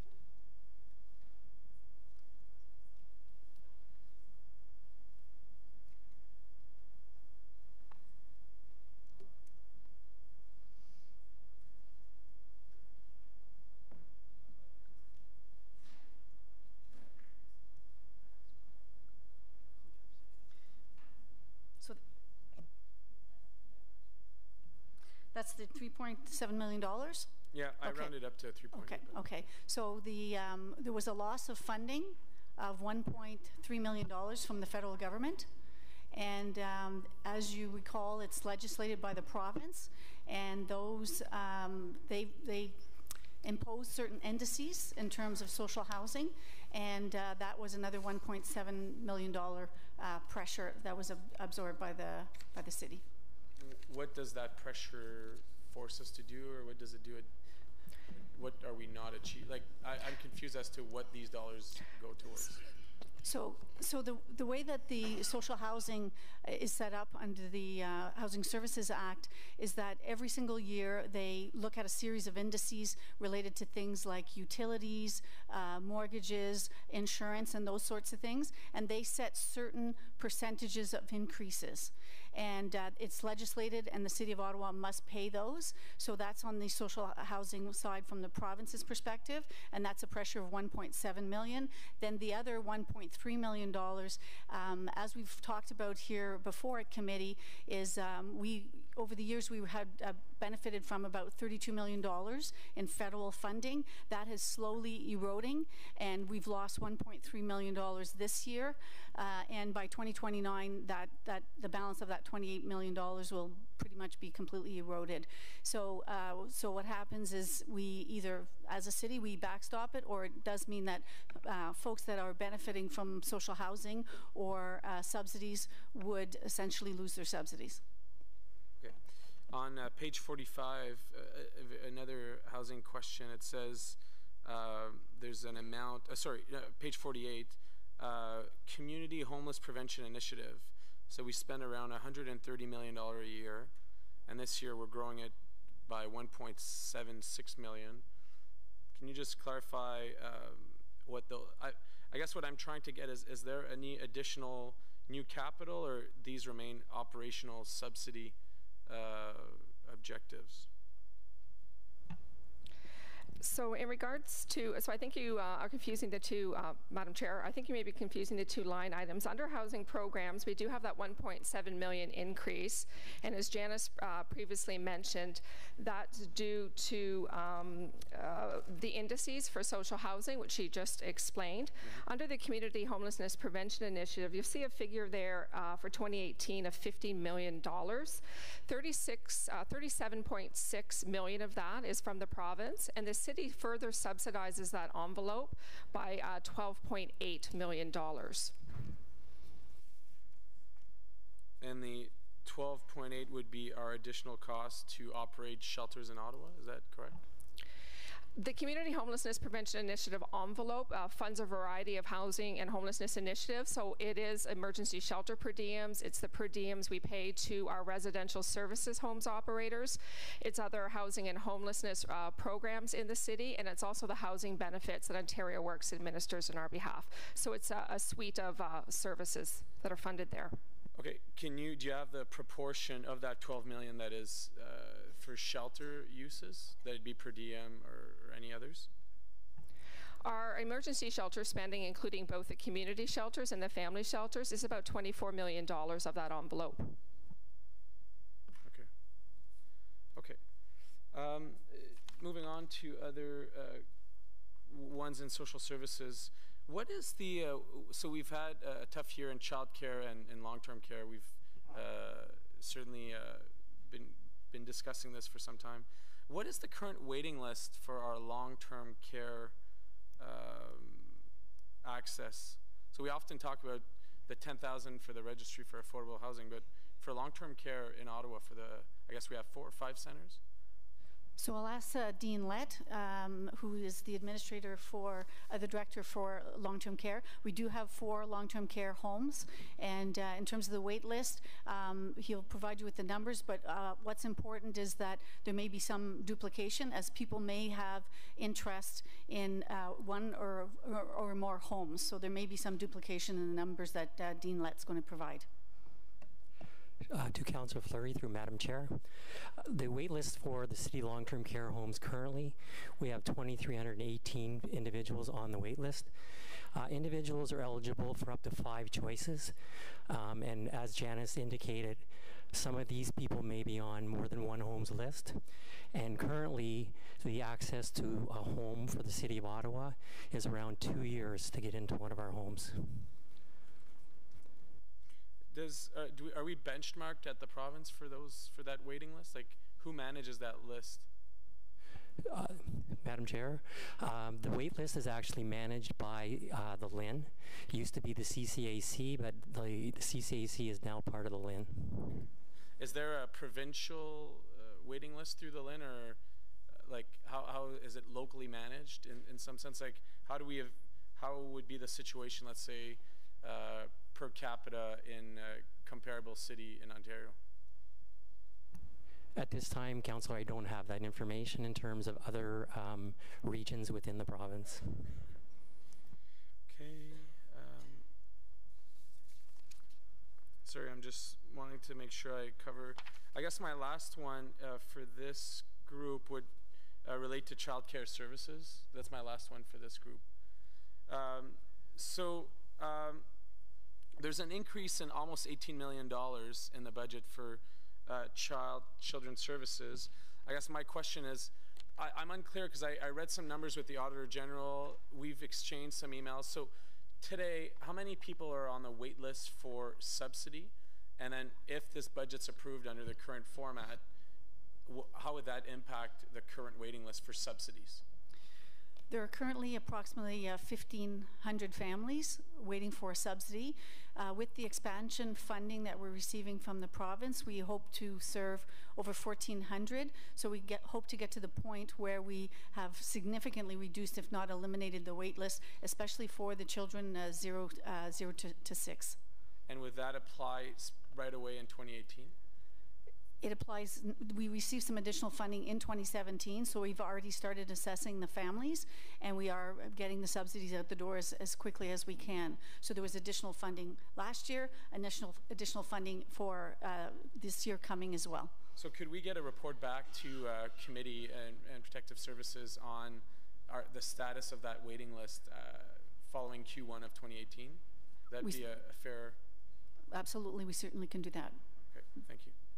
Councillor Fleury, your time has expired, so if you'd like to come back, we can, but I want to go to first-time speakers. Councillor Eglai, you're next, and then Councillor Kakos. Thank you very much, Mr. Chair.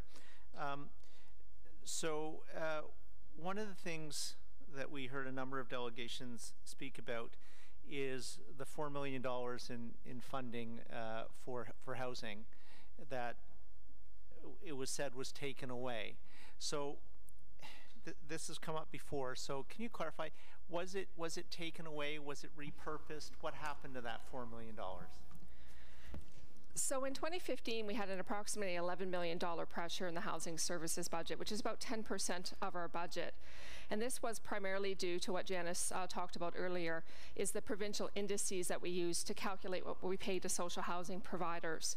So at that point in time, we managed to mitigate about $7 million of that $11 million pressure. And we made the decision to transfer, to realign that $4 million from capital money into operating money. So the overall housing budget didn't change, but how we used it, how we purposed it changed. That is correct. Okay. One of the delegations spoke about only 52 affordable units have been built in 2016. She didn't speak to 2017, so I'm wondering if you can tell us how many units we built in 2017 and how many we have in the pipe for the next, say, 3 years. To date in 2017, we've completed 146 units. We currently have 255 units that are in various stages of development. We'll make an announcement earlier next week about another, let's say about another 130 units. And with funding that we have through our various federal provincial funding streams and new funding that we attracted through the Home for Good program through an expression of interest, we'll be able to build somewhere in about up to 300 units to approve in 2018. Okay, thank you very much. Appreciate that clarification. We also heard a lot about the Ottawa festivals and what they've done and the funding they have. And is a potential funding source for the Ottawa festivals ask the new hotel tax, and if so, like what role do we have to play in those discussions, if any? So right now, the regulation that was just passed or released last week states that we have to ensure that Ottawa Tourism gets the same amount of funding from the hotel tax as they did in 2017. 2017 was a high watermark for hotel tax at the City of Ottawa. So we're not certain at this point in time actually how much we will raise. As you know, we don't even have the report passed. It will be discussed at Council next week. So at this point in time, I can't tell you if there's going to be extra monies raised that we don't have to pass to Ottawa Tourism, and what our role would be in it. I cannot tell you at this point in time, Councillor. That's still all to be determined. Okay. No, fair enough. So what you're saying is there may be a surplus, but the baseline is the 2017 income or revenue? Yes, it's what they raised in 2017 from the voluntary tax, that we will have to make certain that at least that amount goes to Ottawa Tourism. And I understand there was also a discussion about actually increasing the amount that they get to be able to deal with what we're referring to as the 2017 hangover. The fact that there's not all those events happening in 2018 that happened in 2017. And do we have any say in how Ottawa Tourism spends the money that we give them? In other words, can we direct them that a portion of that needs to go to festivals, or have that discussion with them? I don't think we do, but we do sit on the Ottawa Tourism Board. I do believe we have 2 members who sit on the board, so they come up with their plan as to how they are going to spend the money, and they have to report back to us. But I didn't see under the regulation that we had an ability to direct them to spend it one way or the other. Okay, thank you for that. We also talked obviously a lot about ramp funding, and so my question, Ms. Burrell, if somehow this committee or council next week found a way to put more money on the table for ramp funding, how long would it then take your team to, in effect, administer and deploy those funds to applicants? So we do have experience, obviously, with project funding, as we had been issuing it in the past. Claire Ferrer is the manager of partner and stakeholder initiatives, and she has a tremendous experience with the timing, the engagement that's required, and the rollout and the implementation, and ultimately the issuance. So I'll turn it over to Clara to provide you with a bit of detail in terms of past selection processes. Madam Chair, what we would do first is look at what our process was in just before 2012 and establish a similar type of process. We would consult with the community of partners, who you heard from, some of whom you heard from today, and we would expect that if we were to use similar structures, we could have that funding out by the end of Q1. Okay, so I'm assuming that would be, though, an interim step, because you're going to do a whole review next year that's going to look at ramp funding in a general sense and come back with recommendations about how that program should be run going forward, correct? If, Madam Chair, if it's the will of Council that we undertake that review in 2018, what we would do is likely approach this, depending on, of course, what Council decides, approach this as a project funding situation, issuing one-time project funding for 2018 to organizations following, as I said, similar processes in terms of funding allocations that we've had in the past for project funding. That would give us 2018 to conduct a community funding framework review, and we would then bring, at the beginning of 2019, bring back revised community funding framework to Council with recommendations for approval. Okay, so you used the phrase, if it's the will of Council, but way at the beginning of the meeting, which seems a long time ago now, Ms. Burrell, you said that we were doing a review in 2018, so do you still need us to give you some sort of approvals to have that done, or? We are committed to doing that review. However, if a direction from Council would work as well, and it would be, just back to your question about on-ramp, it wouldn't be a review of on-ramp, as there is none right now. That would be the project funding, but it would be the entire sustainability fund envelope of $23 million. Okay, no, I appreciate that clarification. Finally, we we had a very interesting proposal put in front of us this afternoon. It's not something you see every day when somebody walks into City Hall and says, we'd like to give you $100,000. So very intriguing and a potential solution to some of the discussions that we've been having all day.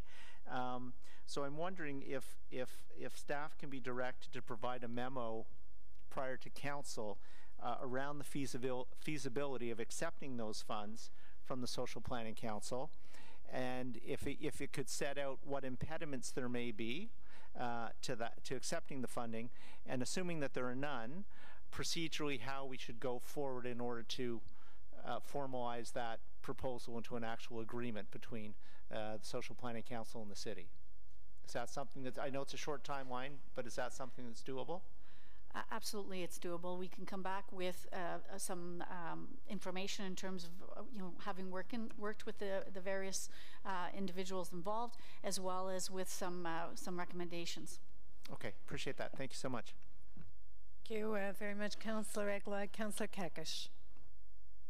Thank you, Chair, and I want to start off with the three asks from Making Voice Count Group, and in terms of the first one where they asked for a cost of living adjustment, can staff speak to that in terms of the money that is reflected in this year's budget, what the cost of adjustment is for those groups?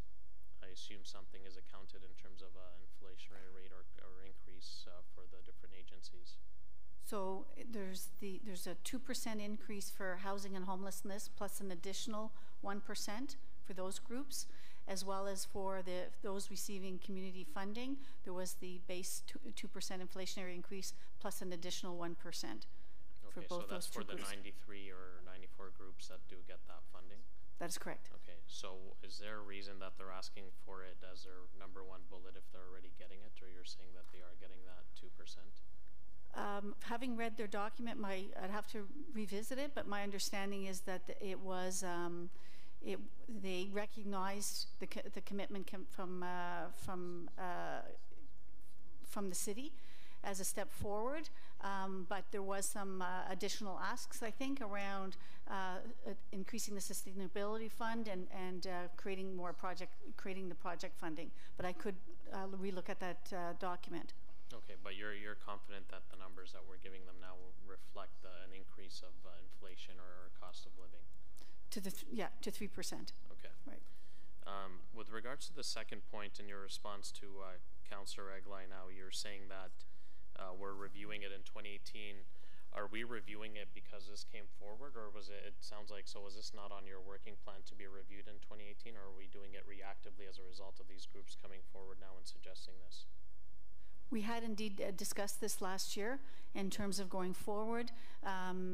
We had identified $610,000 in additional funding during last year's budget, and at that point we had talked about then looking at 2018 as doing the full review of the community funding envelope. Okay, so it's an official part or plan of your working plan, but at the same time, I guess council's not really allowed to dictate what the next council is going to do, so is that something that's going to be refreshed or worked on when the new council comes in next term?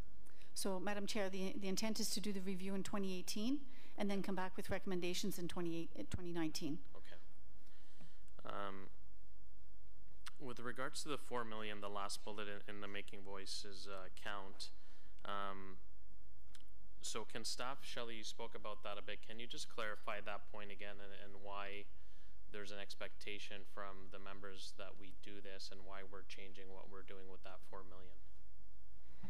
So, Madam Chair, as I mentioned previously, the $4 million was realigned in 2015 to respond to an $11 million pressure we had within the social housing budget. So we managed to mitigate $7 million of that, still needed $4 million more. So without moving that money, we would have put approximately 500 households who were currently receiving a subsidy at risk of losing that subsidy, and then at risk of housing instability and potentially homelessness. Okay, so what is your plan to close that gap in the future, that $4 million that's being asked for, or how are we going to realign it in the future years to close the gap? So I do want to reflect that, you know, in terms of the city's operating commitment to housing here in the city, if we look at our overall budget, it's our percentage of the budget on the property tax base is $58 million. The province is 33%. We're 58%. And the federal government is about 9%. So from an operating perspective, we are contributing more money than any other level of government. From a capital perspective, we continue to contribute more money than any other level of government through things like collecting money from land sales, development charges, the housing reserve, from things like refinancing of mortgages with Ottawa Community Housing. So we are maintaining our capital contributions. We also look forward to recent announcements through the National Housing Strategy that will provide other opportunities for us to invest in new affordable housing development. Okay, so you're saying the gap is really dependent on other levels of government at this point, and we're doing everything we can from the municipal tax portion. Our commitment from the municipal tax base is certainly greater than the other levels of government on both the capital and the operating side. Okay. I'll try to stay around these issues since I have you here now. With regards to the Syrian refugees and just refugee file in general, is that fairly steady now, and is it fair to say that the next step is the challenges or the spike that we might see from the asylum seekers? I know the mayor's working group met last week. So can you speak a bit about that and how the work that you're sort of doing, or the measures that we are taking to deal with the potential spike in emergency shelters as a result of potential increases in asylum seekers as a result of foreign policy in the States in the coming year? Madam Chair, so we started to see an increase in refugee claimants from the United States throughout the summer of last year. To date, we've seen 238 households that have sought emergency shelter within the city of Ottawa. Many of them are families, some are singles, a few are couples.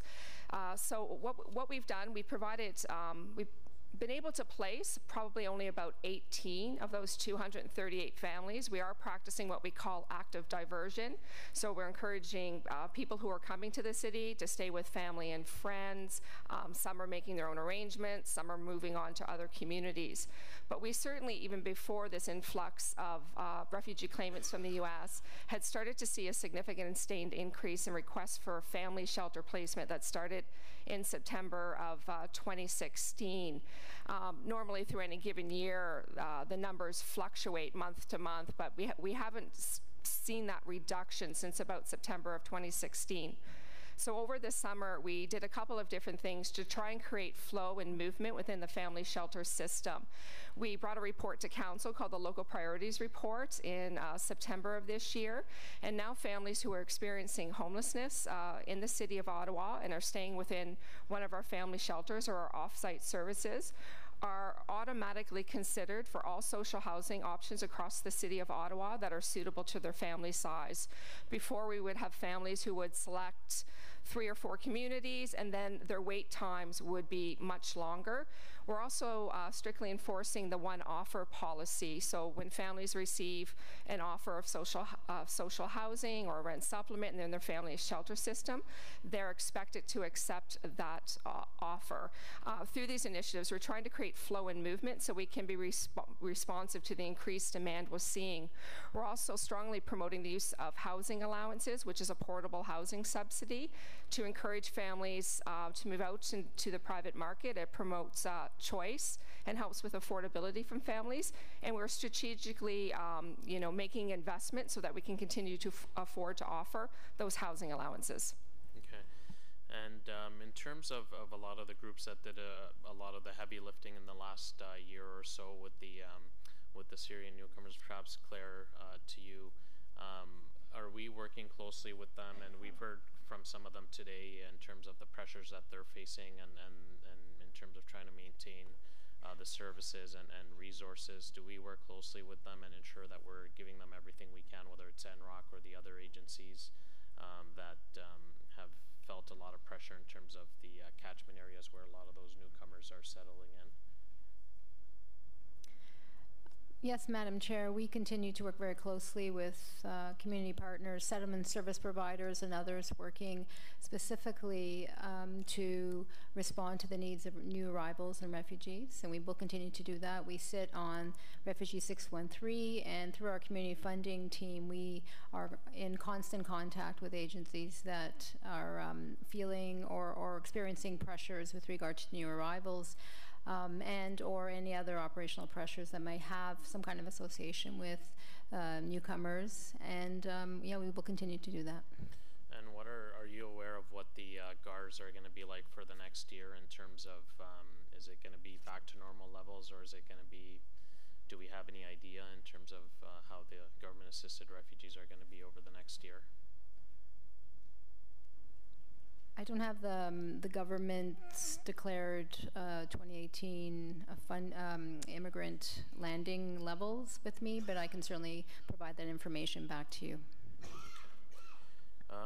We heard quite a bit, and this came up, as I mentioned earlier, at one of our budget meetings with Councillor Egla and Councillor Taylor in the West End about bed bugs, and we heard it from some of the delegations today. So, and it seems like everybody's pointing the finger to someone who's supposed to be helping with that. So what is the responsibility of us as a city to address that issue? And I know public health, some sort of awareness campaigns and public education campaigns, but what is the role of the municipality, or what can we do that we're not doing right now to help with bed bugs issues?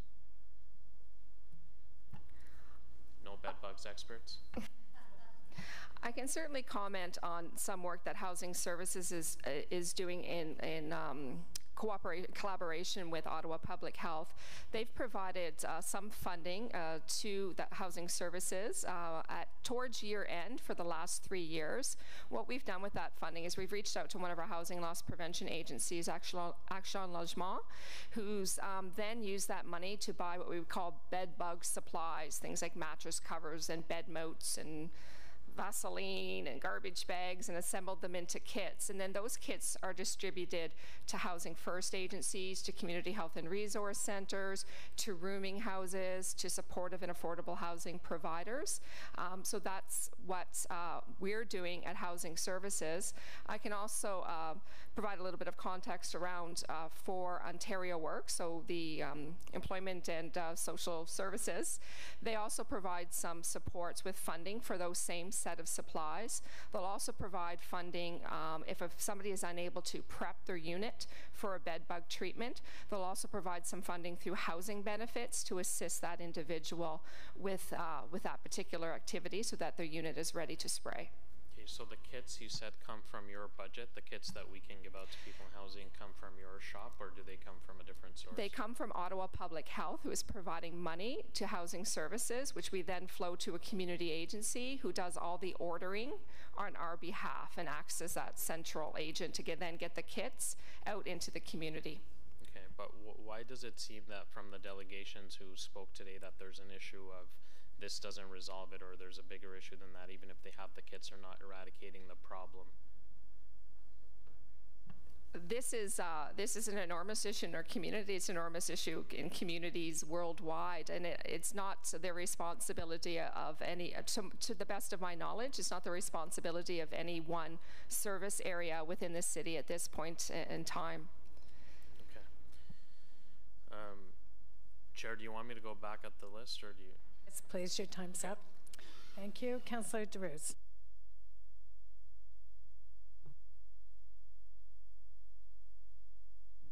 Thank you, Madam Chair. That was a very good presentation, and I just really, I know people think it's a long day, but it's very important for us to listen to the needs of our community citywide, and it was really an eye-opener to see and hear from most of those agencies. Before I start my question, I want to thank all the delegation today that they came up and spoke about their issues and the challenges they have day after day serving our residents in the city of Ottawa.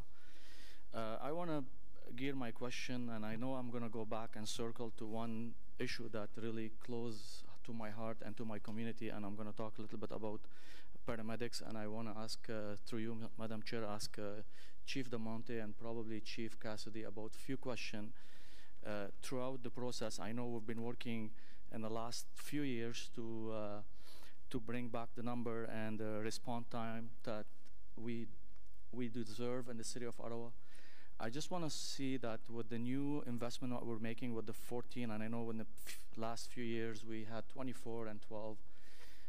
I know, and congratulations, now you are catching up actually and hitting your 75% at an 8-minute percentile. But what this is going to really do to the rural resident and what we could expect to see in the next year. I know that the process is long, and I know that when we hire 12 paramedics, it's not we can hire them today and then they'll be starting tomorrow. There is a training involved, and I understand the 6 months overlap. Could you just give me what our resident will expect in 2018 for response time? So, Chair, on the more operational side, I'll turn it over to Chief Cassidy. But in essence, and I think you had mentioned this term, we're getting back on track. So we have gotten back on track with the investment that Council and this committee has done. We are now meeting our targets. The analysis now that's been done is we continue to project. We look at historic growth. We've continued to project that. And the additional 14, we're quite confident will maintain that response time target with the additional 14. So certainly that's what you'll see if the additional 14 are hired. You're correct, and I mentioned it earlier. I think it was in a response to one of your colleagues in French, however. So we wait for the graduation of the colleges because they come through their 3-year program as graduate paramedics. We'll hire them in June, and then they'll go through what's called our intake process, our preceptor process, where they'll be integrated into the city, its policies, its procedures, our operating, our functioning, and then they'll be released into the community to serve the community as of July. Operationally, I'm going to turn it over to Chief Cassidy to tell you how, and we've had these discussions about the urban core, and now as we're covering that, certainly and I know it's near and dear to your heart, Councillor, and the rural councillors, how it's going to impact positively the results in the rural communities. Thank you, through you, Madam Chair, and thank you for the question. It is a balancing assessment that it gets done to assign and deploy the resources that are available at any given time. And any addition to those resources, given a stable call volume at any given point, is going to increase our coverage capabilities. So while we maintain our priority post listing and we fill that priority post listing, the more resources that are available at any given time can fill up that priority post list higher. There are other aspects that we're continuing to look at and that we've looked at over the last couple of months regarding the ratio of transport vehicles and PRUs, the single paramedic units. And we're undertaking there's a couple of things that need to happen to get this process underway. One is a change in provincial policy to allow PRUs to attend calls as single units. Right now we send, if we send a PRU, we also send a transport vehicle at the same time. That can utilize 2 resources when one would do. So we're chasing that policy change with the ministry. Regardless of that, the ratio of our transport to PRUs is under review right now, and so within the current and the 2018 funding envelope, we'll be looking at maximizing those resources through that ratio change. So to circle back to your question, Councillor, I'd like to just say that the investment in paramedics and in the resources can only benefit the performance of the system. Thank you, Chief. I'm really happy to hear this positive news because, you know, Madam Chair, under your leadership in this term, and I want to also thank Mr. De Monte for yourself, Councillor Chantieri, and the Mayor's office for working with us. I know you recall the issue that we started having in 2015, and you listened. You listened to our resident in the city, and you worked very hard with our general manager, and you work also with the chief at that time, and you work with the councillor that been impacted, and the response time in the city should be really reflecting on the people's life in the city of Ottawa.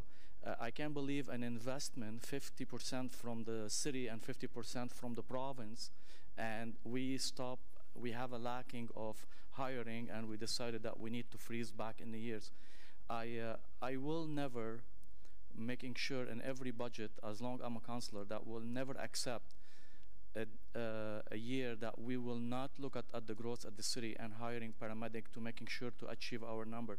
Like if you look at the fire and paramedic, we invest 100% on both services, which is core service and paramedic, that we receive 50%, we lack, and we put our life of our resident in jeopardy and dangerous, because it's very important transporting that patient from point A to point B to the hospital.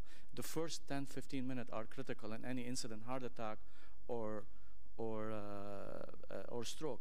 So I'm very happy to see the investment, and I want to thank the chair and all of you for working with us to making sure this will never happen again. And I don't see any time that the city of Ottawa will play catch up in any services, specifically in core services. So thank you for that. My second question will probably, thank you, Chief.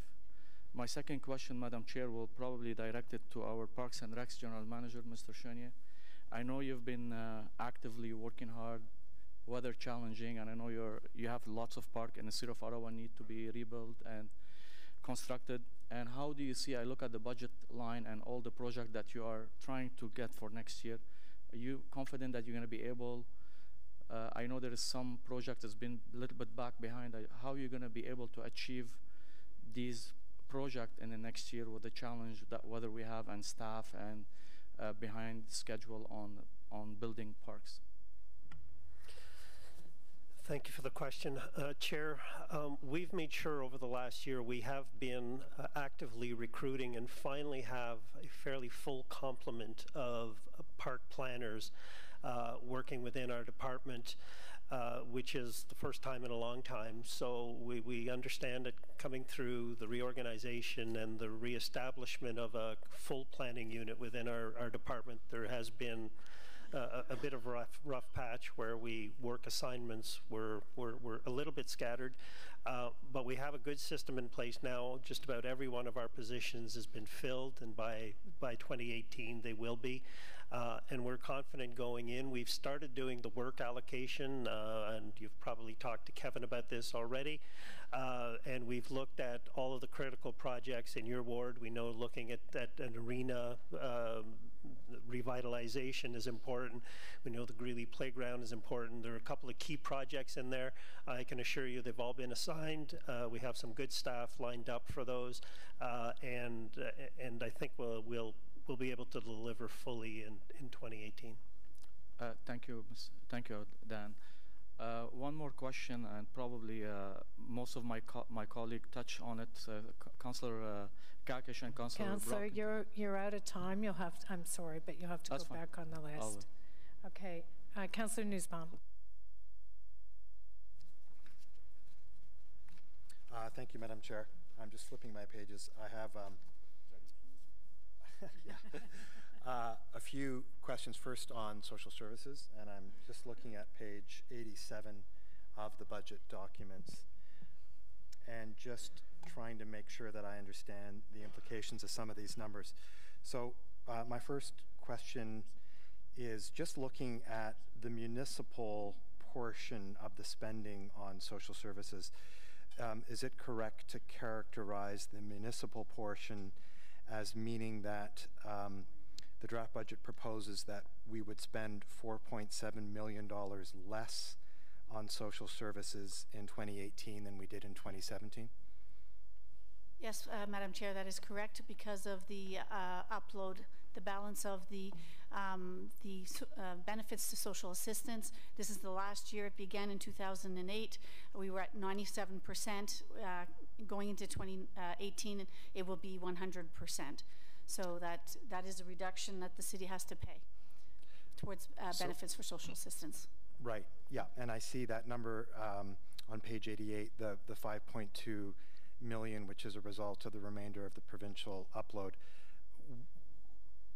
Is it, well, I guess my question is, if that money hasn't gone to social services, which it clearly hasn't, because the proposal is to spend $4.7 million less, can we track where that $5.2 million has gone? So the upload money goes towards Council's strategic initiatives, and it's not spending less in the social assistance budget. It's being replaced by provincial dollars, and therefore the city doesn't have to make its contribution. Right, but what you're saying is, so the provincial upload, the 5.2 million, goes into general revenue for use for strategic initiatives. Madam Chair, that's correct. And so, because I don't have that number in front of me, and I don't know if the treasurer or the deputy treasurer does, is it possible to identify which strategic initiative is the beneficiary of the 5.2 million that resulted from the provincial upload?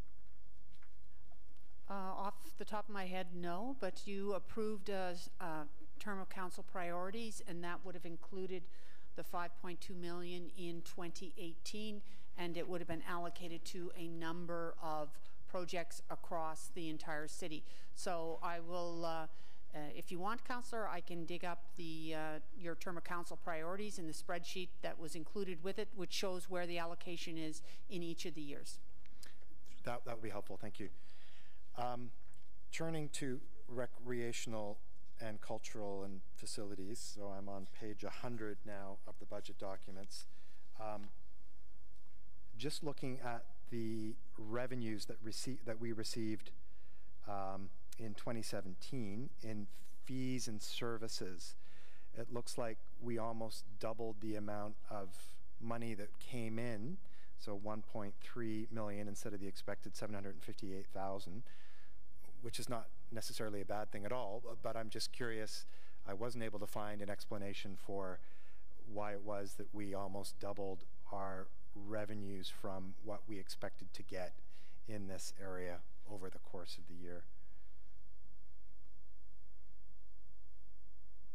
I can point you to the right line if you can't find it. I think I have it, Councillor. So what you're seeing there, I believe, is that, and this is in the GM section of the budget, which is generally the collect-all for all the grants, external grants that we get, provincial, federal, whatever they might be. And of course, those are always at the beginning of the year based on what we got the year before. By and large, they are an in and out type of transaction because for the most part, for every dollar we get, we have to spend on a very specific project. Some of them are, for example, provincial programs for special needs to integrate children into programming, those kinds of, there is a large Healthy Kids grant that comes in as part of that wasn't anticipated. So by and large, those are a best guess from year to year in terms of how much in terms of grants will come in. Okay, I see the additional money that we got from the province and the feds on page 103 for community recreation and cultural programs, but if the 1.3 million that I'm speaking of on page 100, it was flow-through money from the province or the feds, why wouldn't it be listed under revenue by the federal or provincial government in the lines above fees and services? Yeah, I'm being told it's HST. Yeah, that is where, that's the other thing that collects in the GM budget is the HST money. So on page 101, why did we almost double the amount of HST revenue that we expected to get? We make applications all the time for the HST rebate, and depending on the spending in the previous year will determine how much you're going to get back. So it varies from year to year. We have a sort of a base budget for it, but it really depends on the spending. Okay.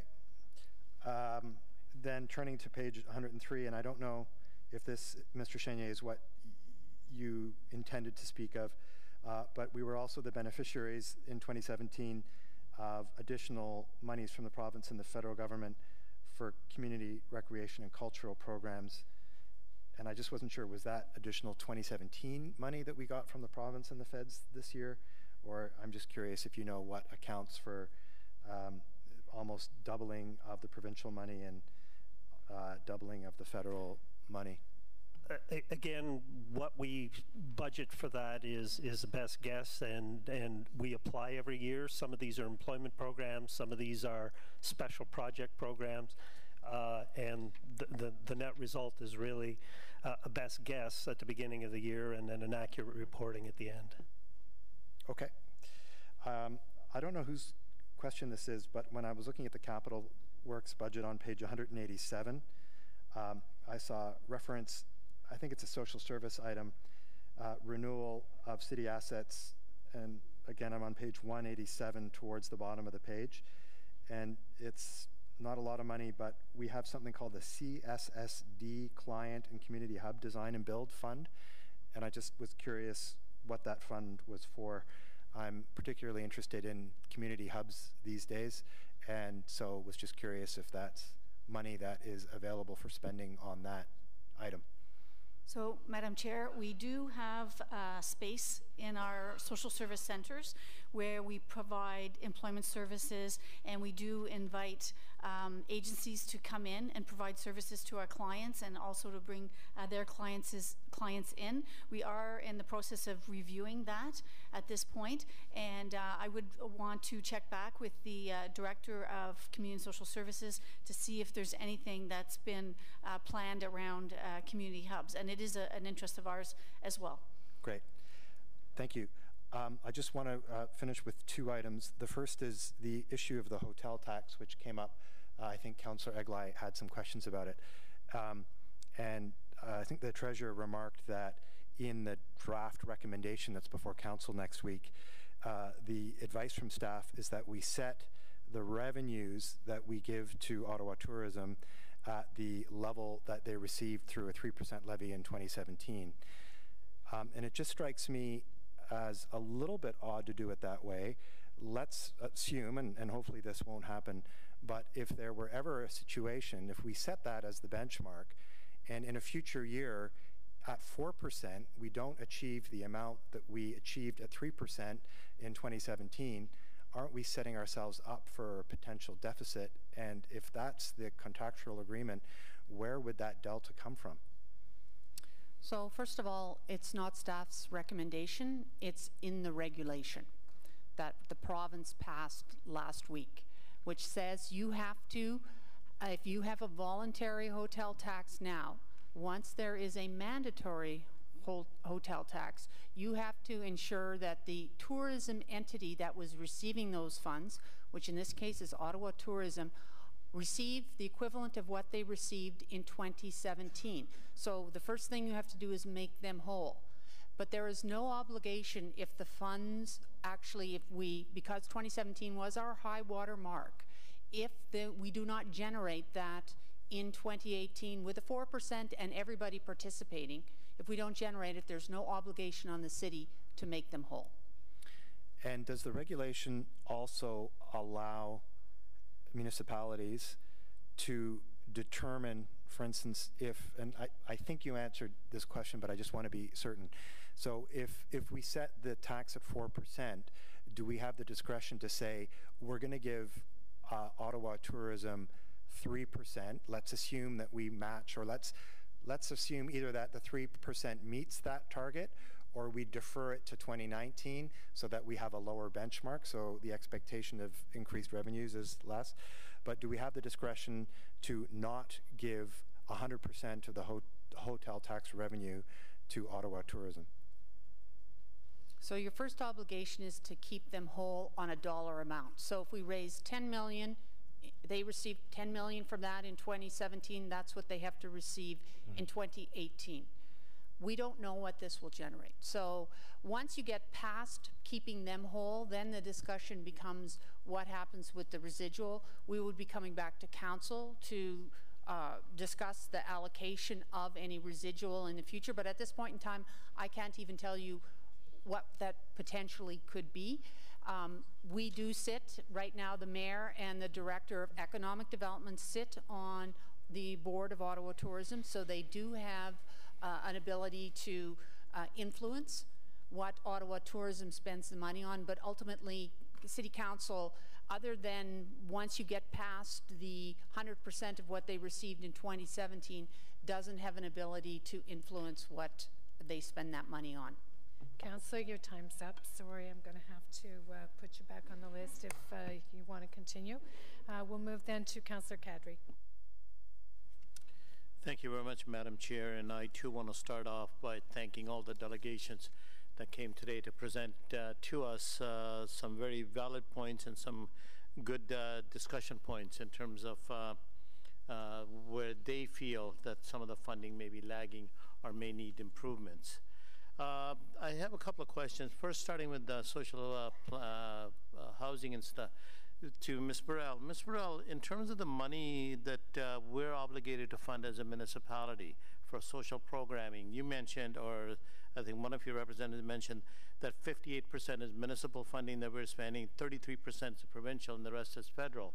How much of that are we obligated to spend?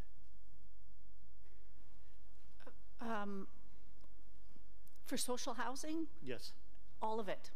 No, I know, I understand that, but I'm just saying, isn't there a formula handed down by the province to say that you must spend this much on social housing or in affordable housing? Right. So it's not a specific, Madam Chair, it's not a specific amount.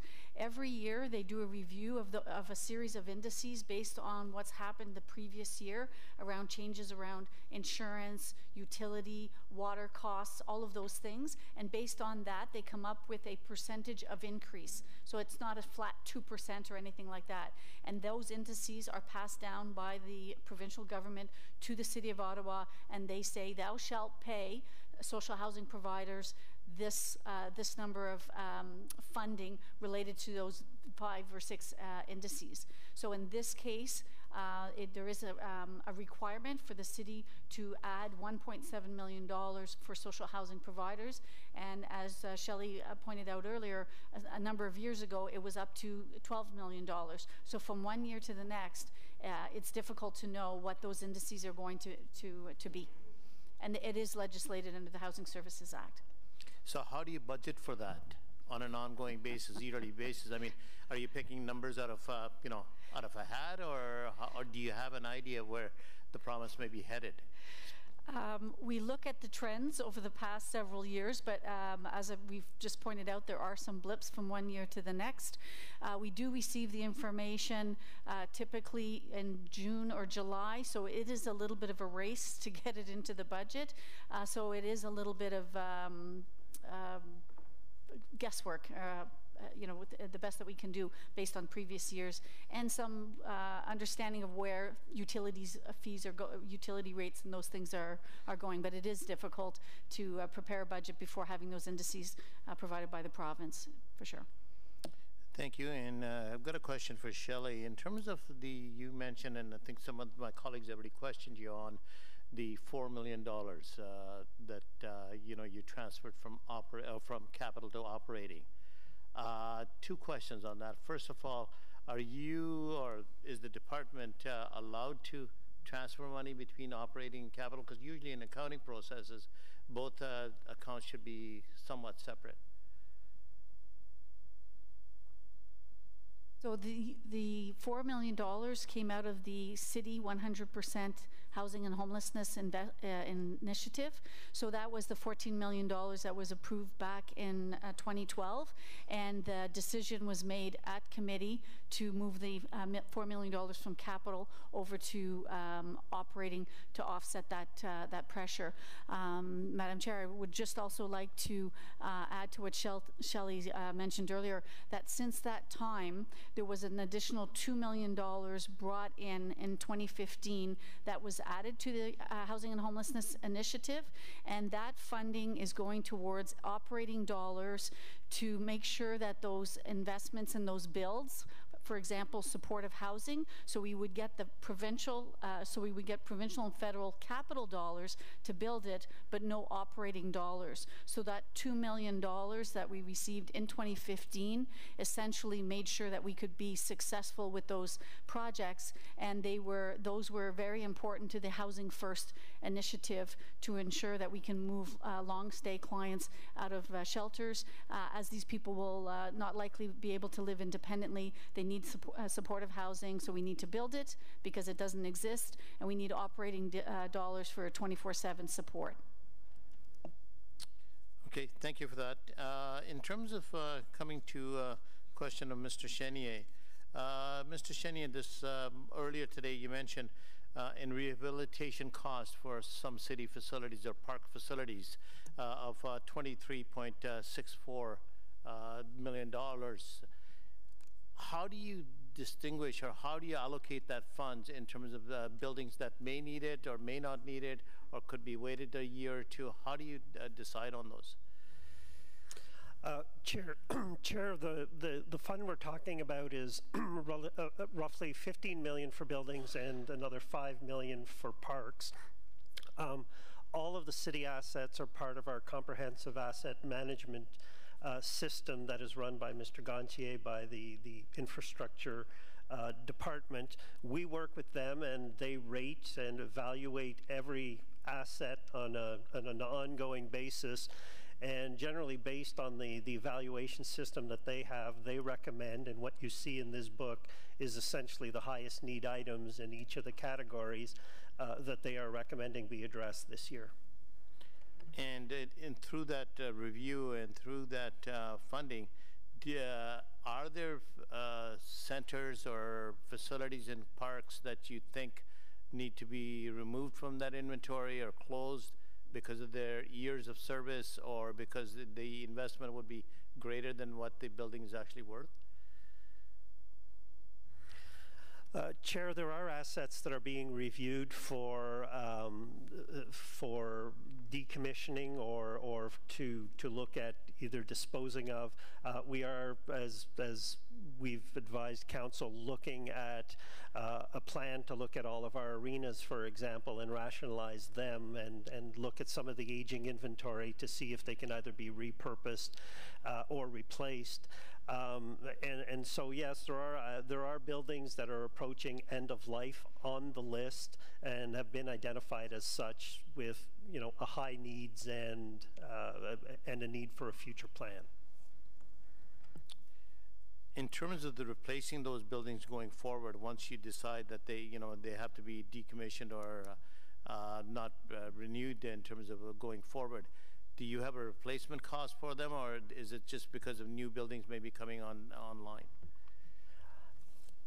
Chair, generally that would be up to the programming department to identify what we would replace it with. The asset management program essentially identifies components of the building: roof, foundations, electrical, ventilation, those kinds of things, and the cost of keeping what's there alive.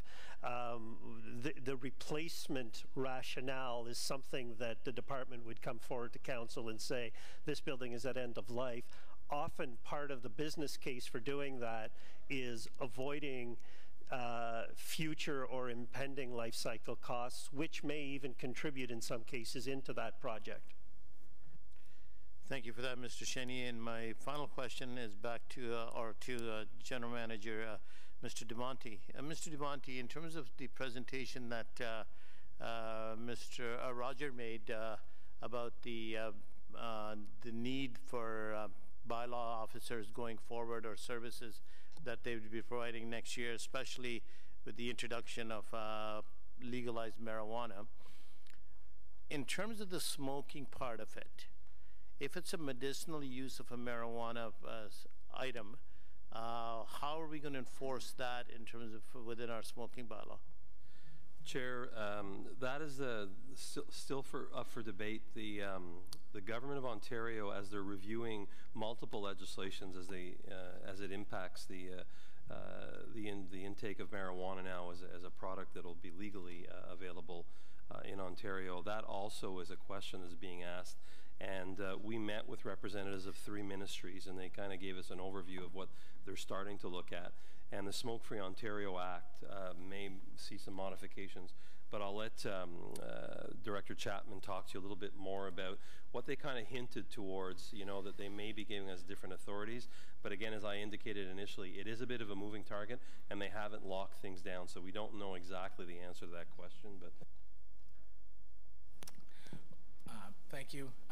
Through Madam Chair, that's exactly it. I mean, it's a moving target. We're not sure what's going to happen come the new year. What I can tell you is that we are working with the province and ongoing communication, and there is some discussion with mostly with the health units, but in our case where we do the enforcement of Smoke-Free Ontario, we've been included in those discussions, and it's about how we're going to regulate. So my understanding is that some amendments will be done to Smoke-Free Ontario to include marijuana. Thank you for that, Mr. Chapman. And just the final question on that, in terms of labor resources for next year, I mean, obviously legalizing marijuana is going to put extra pressure on bylaw going forward, at least that's the assumption. Have you built any of that money into this budget at all, or is that going to be a separate ask? Yeah, so through you, Madam Chair, we are, as you know, we underwent a service review through a consultant, KPMG, this past summer, and we continue to analyze the report that's been provided to us by our consultant. We are coming with a staff report on our service review in Q1 next year. So we're not sure yet where that'll land. We're just still in the review stage. Thank you very much. Thank you, Madam Chair. Thank you, Councillor Cadre. Councillor Fleury. Merci, Madame la Présidente. Avant d'aller en parc et loisirs, juste revenir sur mes questions au niveau du logement, Janice. Il y a eu 3 éléments que je trouvais qui étaient peut-être pas clairs. C'est que la Ville comme telle, nous, de nos fonds de la Ville d'Ottawa, on n'a pas de nouveaux projets. L'argent qu'on reçoit de la province et de la fédérale ont permis de débloquer des nouvelles unités. C'est vrai, ça? Oui, tu as raison, mais on donne de l'argent pour waiving of fees. What's the other? Waiving of fees, permit, pour les contingency. Okay.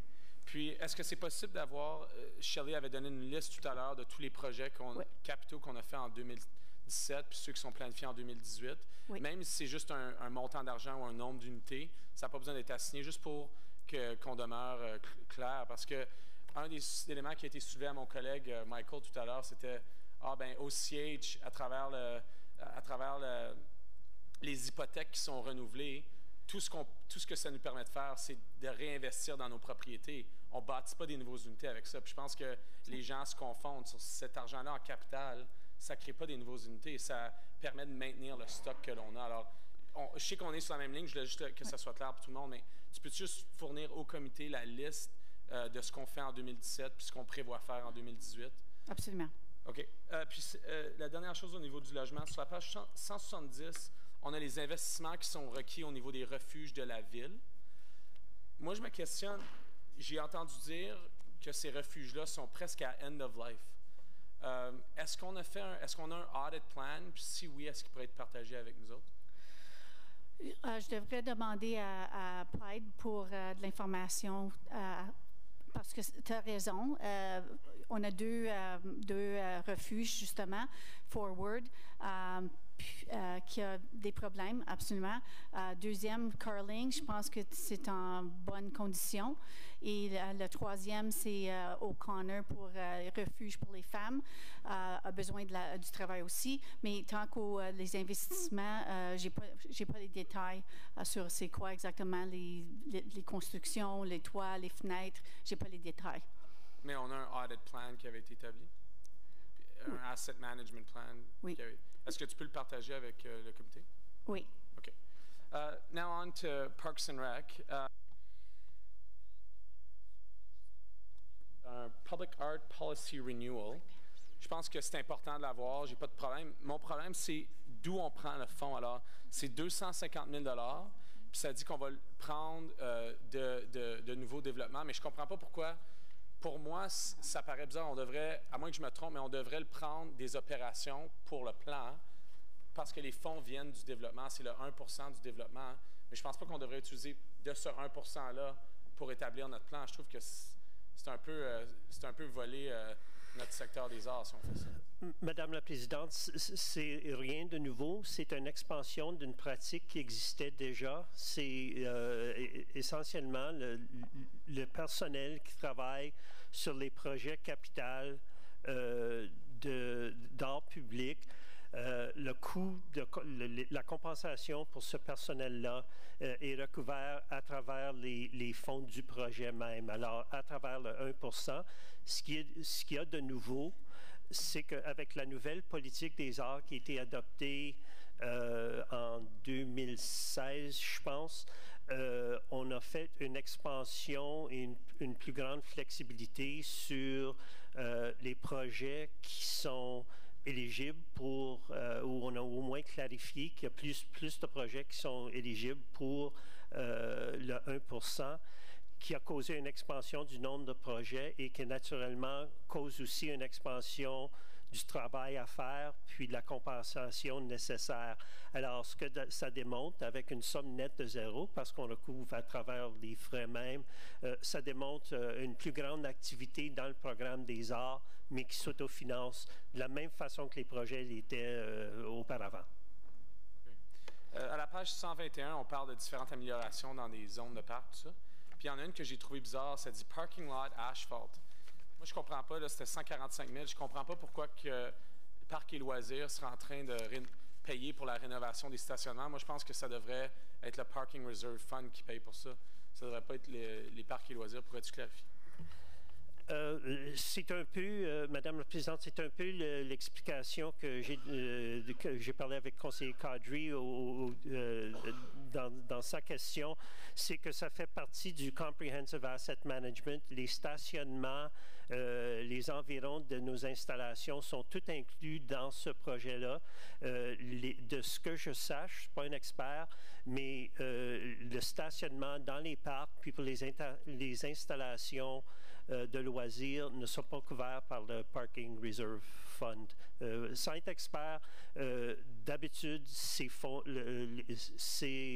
réparages ou remplacements-là sont financés à travers le Comprehensive Asset Management Plan.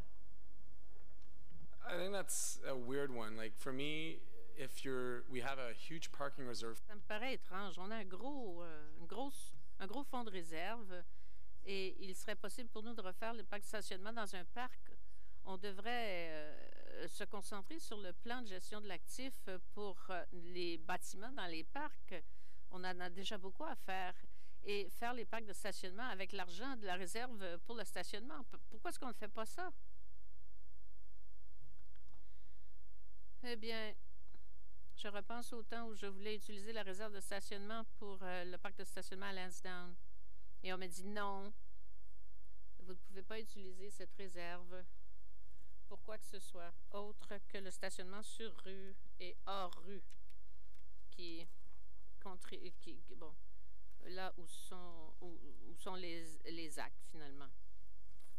Ça fait partie de la stratégie de gestion du stationnement qui a été adoptée en 2008. Je pense qu'hier, Kevin a dit qu'il y avait un examen qui serait effectué de la stratégie de gestion du stationnement. Peut-être qu'on pourrait inclure cela. C'était à quelle date?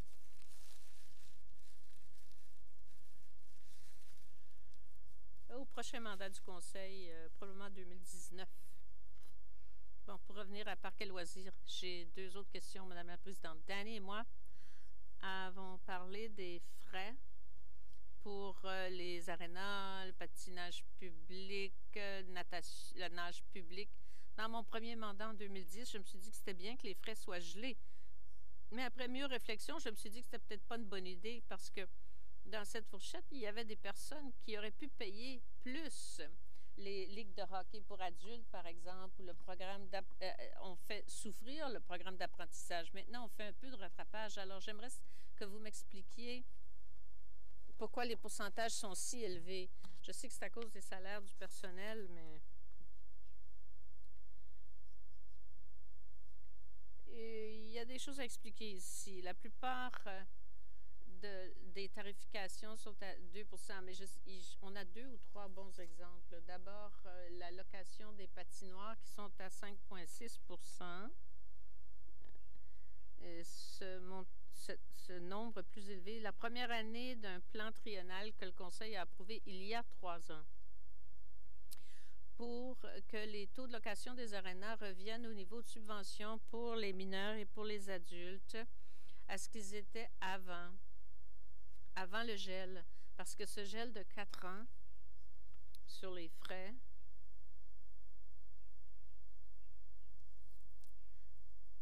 a nui au niveau de subvention que le Conseil avait approuvé quand il a approuvé ce modèle au moment de l'amalgamation, qui avait été établi en fonction de ce que les anciennes municipalités demandaient pour le temps de glace.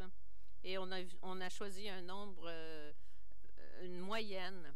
Donc, les taux pour la location de glace pour les enfants étaient à 50% et les adultes étaient à 16%. Ça, c'est le compromis qui a été négocié alors. Le gel de 4 ans a changé les choses au point où nous avons dû offrir une subvention plus élevée pour les adultes et pour les enfants. L'augmentation de 5,6 sur 3 ans nous ramènera cette année à là où on aurait été si on avait ajouté l'inflation sur ces frais chaque année depuis le début du gel. Alors ça, c'est l'explication pour le 5,6. C'est la dernière année. L'année prochaine, vous allez voir des frais qui vont augmenter à un niveau similaire aux autres frais. L'autre exemple là-dedans qui va au-delà du 2%, c'est la natation publique et le patinage public. On voit de 0 à 9% d'augmentation. Et ça, c'est surtout parce que les frais sont tellement minimes que quand on applique une augmentation de 2%, ça donne quelques cents d'augmentation. Alors, généralement, ce qu'on fait pour la nage et le patinage public, on n'augmente pas chaque année, mais quand on le fait, on arrondit ça aux 25 cents le plus près. Et ça, c'est surtout pour la gestion de la petite caisse. On aime mieux augmenter à coût de 25 cents. Alors, c'est ce qu'on fait cette année encore. Ça paraît beaucoup, mais en fait, on parle de 25 cents. Bon, je comprends. Alors, mais mon point, c'est que le gel général, c'était une bonne théorie, mais maintenant, le dégel crée bien d'autres problèmes aussi, comme pour les camps d'été, le nage public et nos programmes d'apprentissage. Devraient le savoir, en tout cas, le plus vite possible. Ensuite, au sujet, vous avez aussi la gestion des bâtiments là, dans votre programme. On a eu un programme qui a réussi dans le groupe de Kevin au sujet de l'éclairage de rue. Et Phil Andrew était là aussi. L'éclairage de rue et la conversion au DEL. J'aimerais savoir ce que vous pensez qu'on va faire dans nos installations pour récupérer l'argent des LED. Parce qu'on sait que c'est plus économique. Plus qu'on le pensait au départ. Oui, ce groupe a eu 1 million par année pour les modernisations énergétiques. Et ça, c'est depuis 3 ans. On a engagé tout, sauf à peu près 200 000 $ de cet argent pour les choses comme la conversion au LED, passer aux chaudières à haute efficacité. Donc, des modèles plus efficaces. Et cette année, il y a encore 1 million qui vient. Et il y a de l'argent aussi dans le programme d'évolution énergétique qui est un fonds séparé. Et je pense que certains des fonds pour cela pourraient peut-être servir au travail de l'équipe BIM là, de modernisation dans un plus grand nombre d'installations, notamment pour les DEL et d'autres éléments qui rendent les immeubles plus efficaces. Alors, vous pensez suivre un modèle similaire aux autres groupes là, pour avoir le même genre de gain? Oui, c'est le modèle que l'on suit. Merci. Thank you, Madam Chair. I just have one question. I heard from Councillor Kakish and Councillor Brockington talking about the refugee and the impact that they are making in our community. And I think we talked about that last year when we were talking about the 1-year mark. My question is to staff: Are we looking, when we are reviewing the process and talking to these agencies, so can we know that how many agencies are impacted by the refugee demand that we have in our community? Like, are we keeping track with those numbers to be able, when we sit with our counterpart or the federal government, to talk about the cost and the prices that we are paying for some other agency that really taken from other agency? Like, we're putting a pressure basically on our agency that we're already serving our community, and now we have extra pressure, and the first door it's the municipality and us. So I just need to know, like, are we proactively asking and talking to this agency to find out the pressure and how much is in dollar sign this is translating to the community? So, Madam Chair, first of all, in terms of social assistance, we know that approximately 70% of the families did apply for social assistance after the first year. All social assistance benefits are provided by the provincial government, and part of those services include employment services and some discretionary benefits. So that's from the perspective of the services that the City of Ottawa provides. In terms of the other agencies, I'll turn it over to Clara in terms of knowing whether or not we have a sense of the capacity and the pressure. Thank you. Madam Chair, to our knowledge, there has not been a financial accounting of impact. What we have heard around the Refugee 613 table is how agencies have come together. They've leveraged each other's resources, they've leveraged community resources, they've leveraged funding from other levels of government to adequately respond to the needs of refugees. Of course, there are pressures that they continue to face, and we hear about them, we talk with them as part of a collection of partners that are looking at what are the systemic issues that are being faced by newcomers and refugees. And we are at those tables and are proactive in the planning together with the community partners.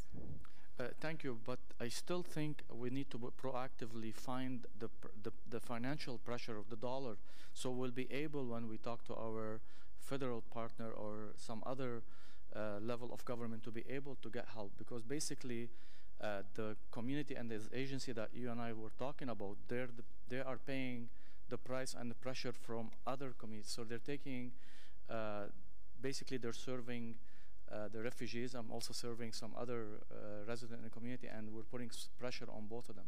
I think through the process, maybe we should ask and look at their financial and finding out in City Hall how much in dollar sign and financially for the years to come, so we know what we're looking at. We could bring, Madam Chair, we can certainly bring that question back to the Refugee 613 table and community partners that we work with. Thank you, Madam Chair. Thank you. Thank you, Councillor Drews. Councillor Kakish. Thank you, Chair. To Mr. Chenier, for the rec complex in Riverside South, there's $4.5 million there, and the 2.9 for the detailed design. So I just want to confirm that that's the money is for the land transaction, and then the money that's going to come back from the local developer there to help with the detailed design. Is that correct? That's right. One is for the district park money, and the other is for the complex. So when is that transaction going to happen?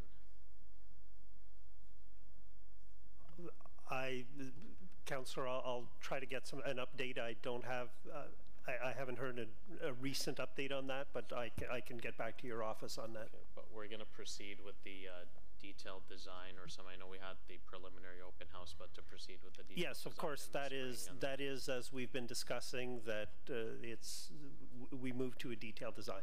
Okay.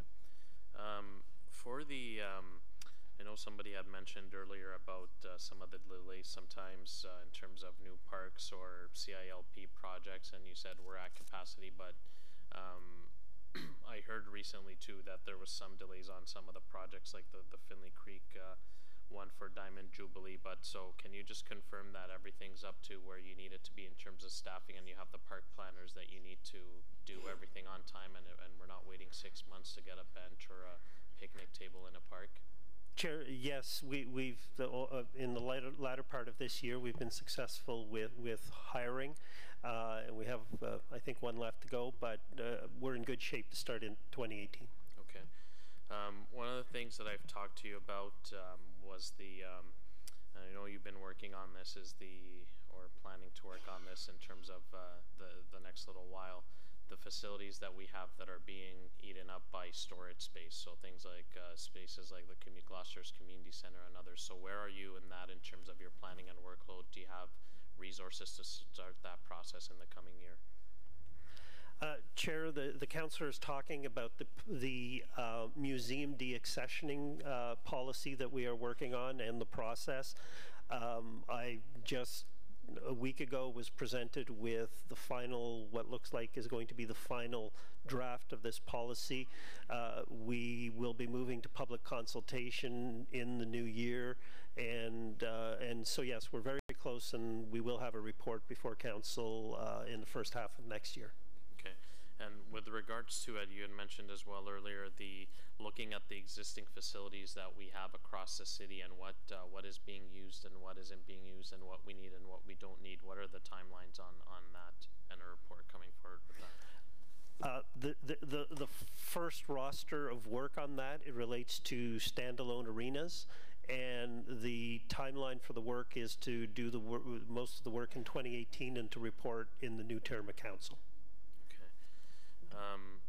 With regards to one of the delegation's Ottawa festivals, we've heard about the 2017 hangover effect, and Carolyn, I think when she was here, mentioned that she's working closely with you and Parks and Rec. So how are you contributing or assisting those organizations to ensure a smooth succession for them in 2018 with some of their events and the success of those events and attracting the numbers that they'd like to see for their festivals? Chair, most of the festivals well, certainly a good number of the festivals that Caroline represents do receive funding through our cultural funding program. Festival funding is about $1.6 million a year. It's in this budget, as well as the 3% increase to that base, including the provision for minimum wage, which we believe will impact festivals because they, of course, have a lot of workers that are in that category. So we will be working with them in terms of the plans they have for this year. Of course, they did benefit from the additional influx of funding last year from the 2017 office that won't be available this year, and so we will do what we can within the existing resources to support it and to make sure that the funds that are available go to the events that are going to give the best results. That's done through the arm's length jury process, but we are very aware that this is the year after, and that we need to give some focus to keeping things going and finding events to take up where 2017 leaves off. Okay, thank you.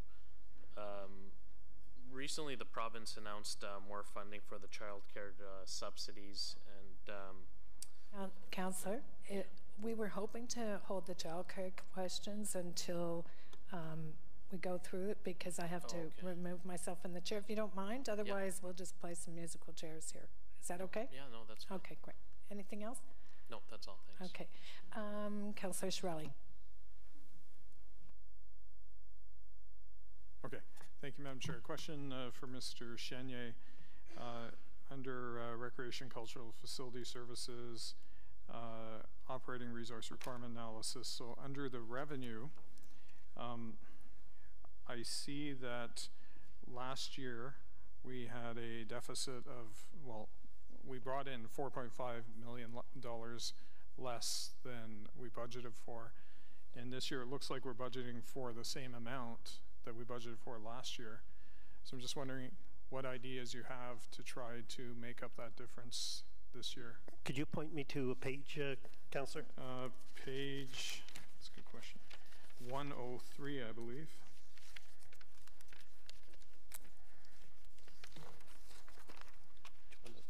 think this is arenas and other facilities, revenue from them? So yes, Councillor, we're offsetting our revenue shortfalls, and there are several categories of revenue business lines that are not achieving their revenues, amongst others arenas and memberships. So I'm just asking what ideas. So we're offsetting it by reducing the expenditure side, so that at year end, like last year, we had, I believe, a small surplus last year, and I think we're looking at a break even for this year overall as a department. So we're absorbing it within the department through control of expenditures. Some of the revenue expectations are tied, do have, you know, if you don't achieve the revenue, you don't spend the money to offer the program. So it's not always a net complete loss, but there are several areas of the budget still that are revenue deficient. Okay, but last year we didn't achieve the revenue and we did spend the money. And this year we're budgeting for the same amount of revenue that we budgeted for before. Yeah, overall as a department, and we do need... offline, if you could just show me some of those ideas. Yes, absolutely. Okay. Okay, thank you, Councillor Shirelli. There's no other people on the questioning list. I just have one follow-up question for you, Mr. DeMonte. And with regards to a question that was asked about the 14 paramedics in 2018, and I thought I heard you say that we would pay 100% of the cost because we were out of sync with the provincial funding stream. So I guess just a couple questions about that. One is, can we get in sync with the provincial funding stream if we were to move that date in some direction?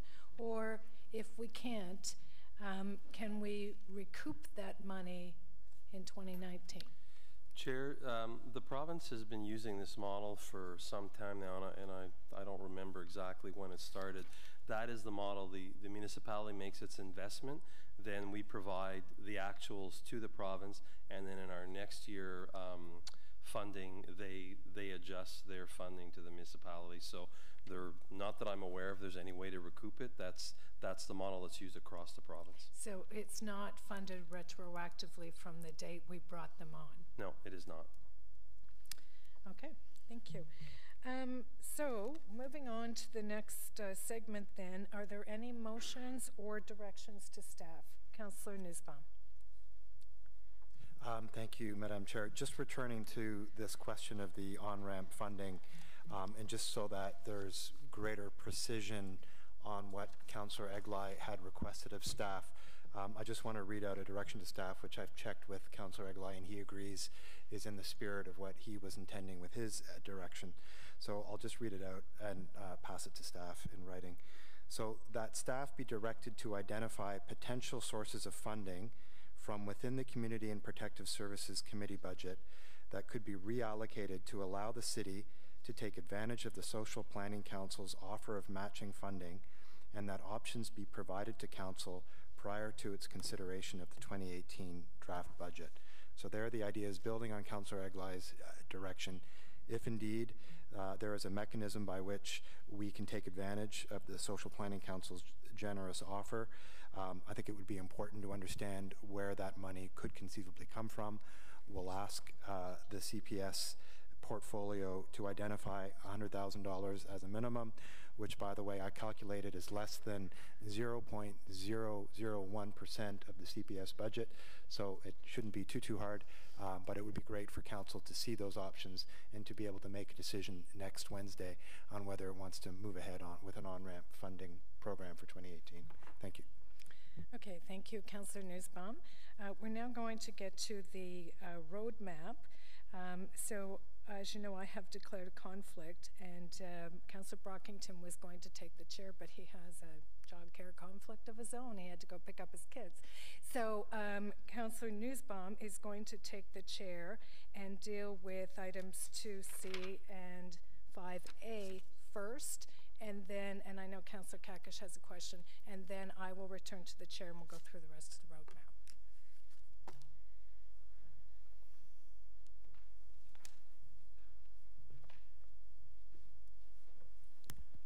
Oh, the power.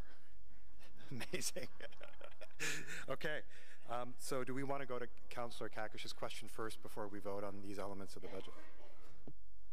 We won't take a picture and send it to the mayor. We won't do that. My question was with regards to the recent announcement, I think was in October or November. How does that sort of flow in? How do those dollars flow into the budget? Because I know we were sort of done. And how does that impact the spaces, the childcare spaces next year? Jason Sabourin is the manager of Children's Services. He used to be our financial services manager as well, so he's well equipped to answer this question. Chair, basically just as a bit of context, the province did announce this funding and we had our contribution agreement signed with them at the beginning of September. So that funding was available beginning then. We have quickly ramped up looking at our wait list and placing children into the spaces. So to date, we've approximately served 200 additional children getting fee subsidies. And then on the wait list, there's approximately 500 that we've already assessed and added to their preferred providers list, and they have the ability to find childcare right now. And the other 500 children that are 0 to 6 on the wait list are going to be assessed by the end of the year for eligibility and added to their list as well. And then the 2018 funding, we're still waiting on the details from the province around what that can be used for. Okay, so it's already been ongoing since that announcement with that waiting list. You've been working directly. Correct. Since September, we have already been assessing new families and placing new families. Okay, and so what is the number that there's 1,000 spaces for Ottawa? There's 1,500 people currently on the wait list, if that's what you're referencing. No, but the dollars that were given from the the 1,400. So with the 13.6 million that we received in 2017 from the province, that should serve an additional 1,400 children. Okay, so we'd only have 100 left on the waiting list. Correct. I mean, the wait list at the point in time is that. You never know the demand for the wait list. There could be more families coming because our community providers are really good right now with communicating with parents and advising them that there are more funds available. So we potentially will be serving more children with the expansion funding in 2018 if more families are looking for help with their childcare fees. Okay, and that money strictly coming from the province, and there's some from the feds. There's nothing municipal matching or anything like that? Correct. Okay. Okay, thank you. Acting Chair.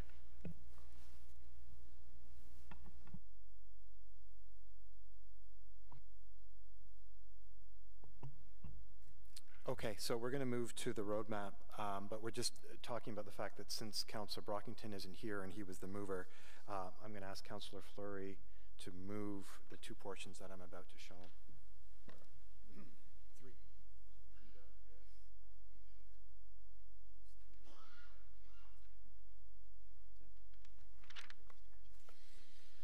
Okay, so that the Community and Protective Service Committee recommend that Council, sitting as Committee of the Whole, approve the Community and Protective Services Committee 2018 draft operating and capital budgets as follow. And I'll move to the point number 2, Community and Social Services budget as follow. And this is point number C, which is Children's Services as follow. I, user fees, page 47. Double I, municipal child care centers, page 45, and triple I, remaining operating resource requirements, page 45 and 46. Okay. And point 5A, which is child care capital budget, page 66, individual project listed on pages 120 and 123. Is that correct? Okay. Okay. No, sir.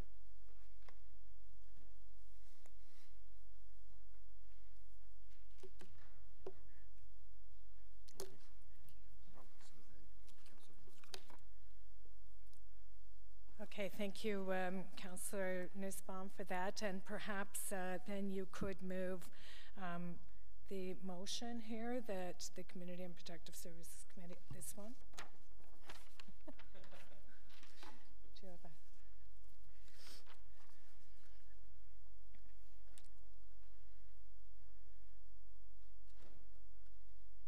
Okay, so returning to the rest of the roadmap, that the Community and Protective Services Committee recommend that Council, sitting as Committee of the Whole, approve the Community and Protective Services Committee 2018 draft operating and capital budgets as follows. Item 1, Emergency and Protective Services budget. So I think what we're going to do is I'm just going to take them as blocks. So one, which is all emergency and protective services budget, A through E. Can we carry that? Okay. So then 2, community and social services budget, and we're going to separate out. Can I have that sheet back, Councillor Nesbitt? Yeah. Okay. We're going to approve everything except D1 and F1 because Councillor Shirelli has a conflict on those ones, so he'll leave the table for the rest of it. So can we approve the community and social services budget? Carried. Okay, and then Councillor Shirelli, if you want to leave the table, can we approve D1 and F1? Carried? Carried, thank you.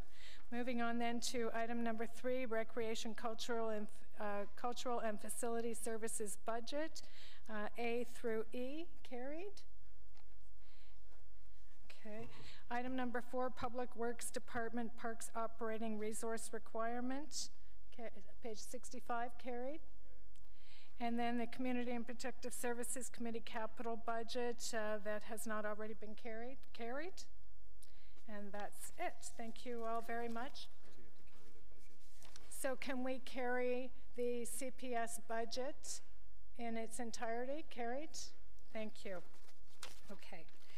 So then returning to the agenda, are there any notices of motions? Inquiries? Go ahead, Councillor Drews.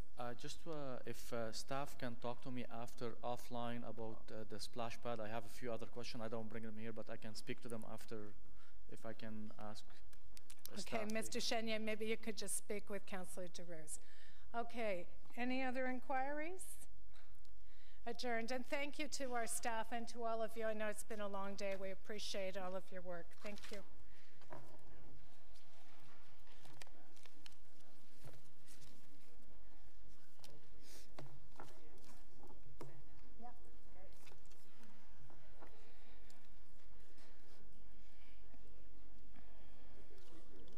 It's going right this second.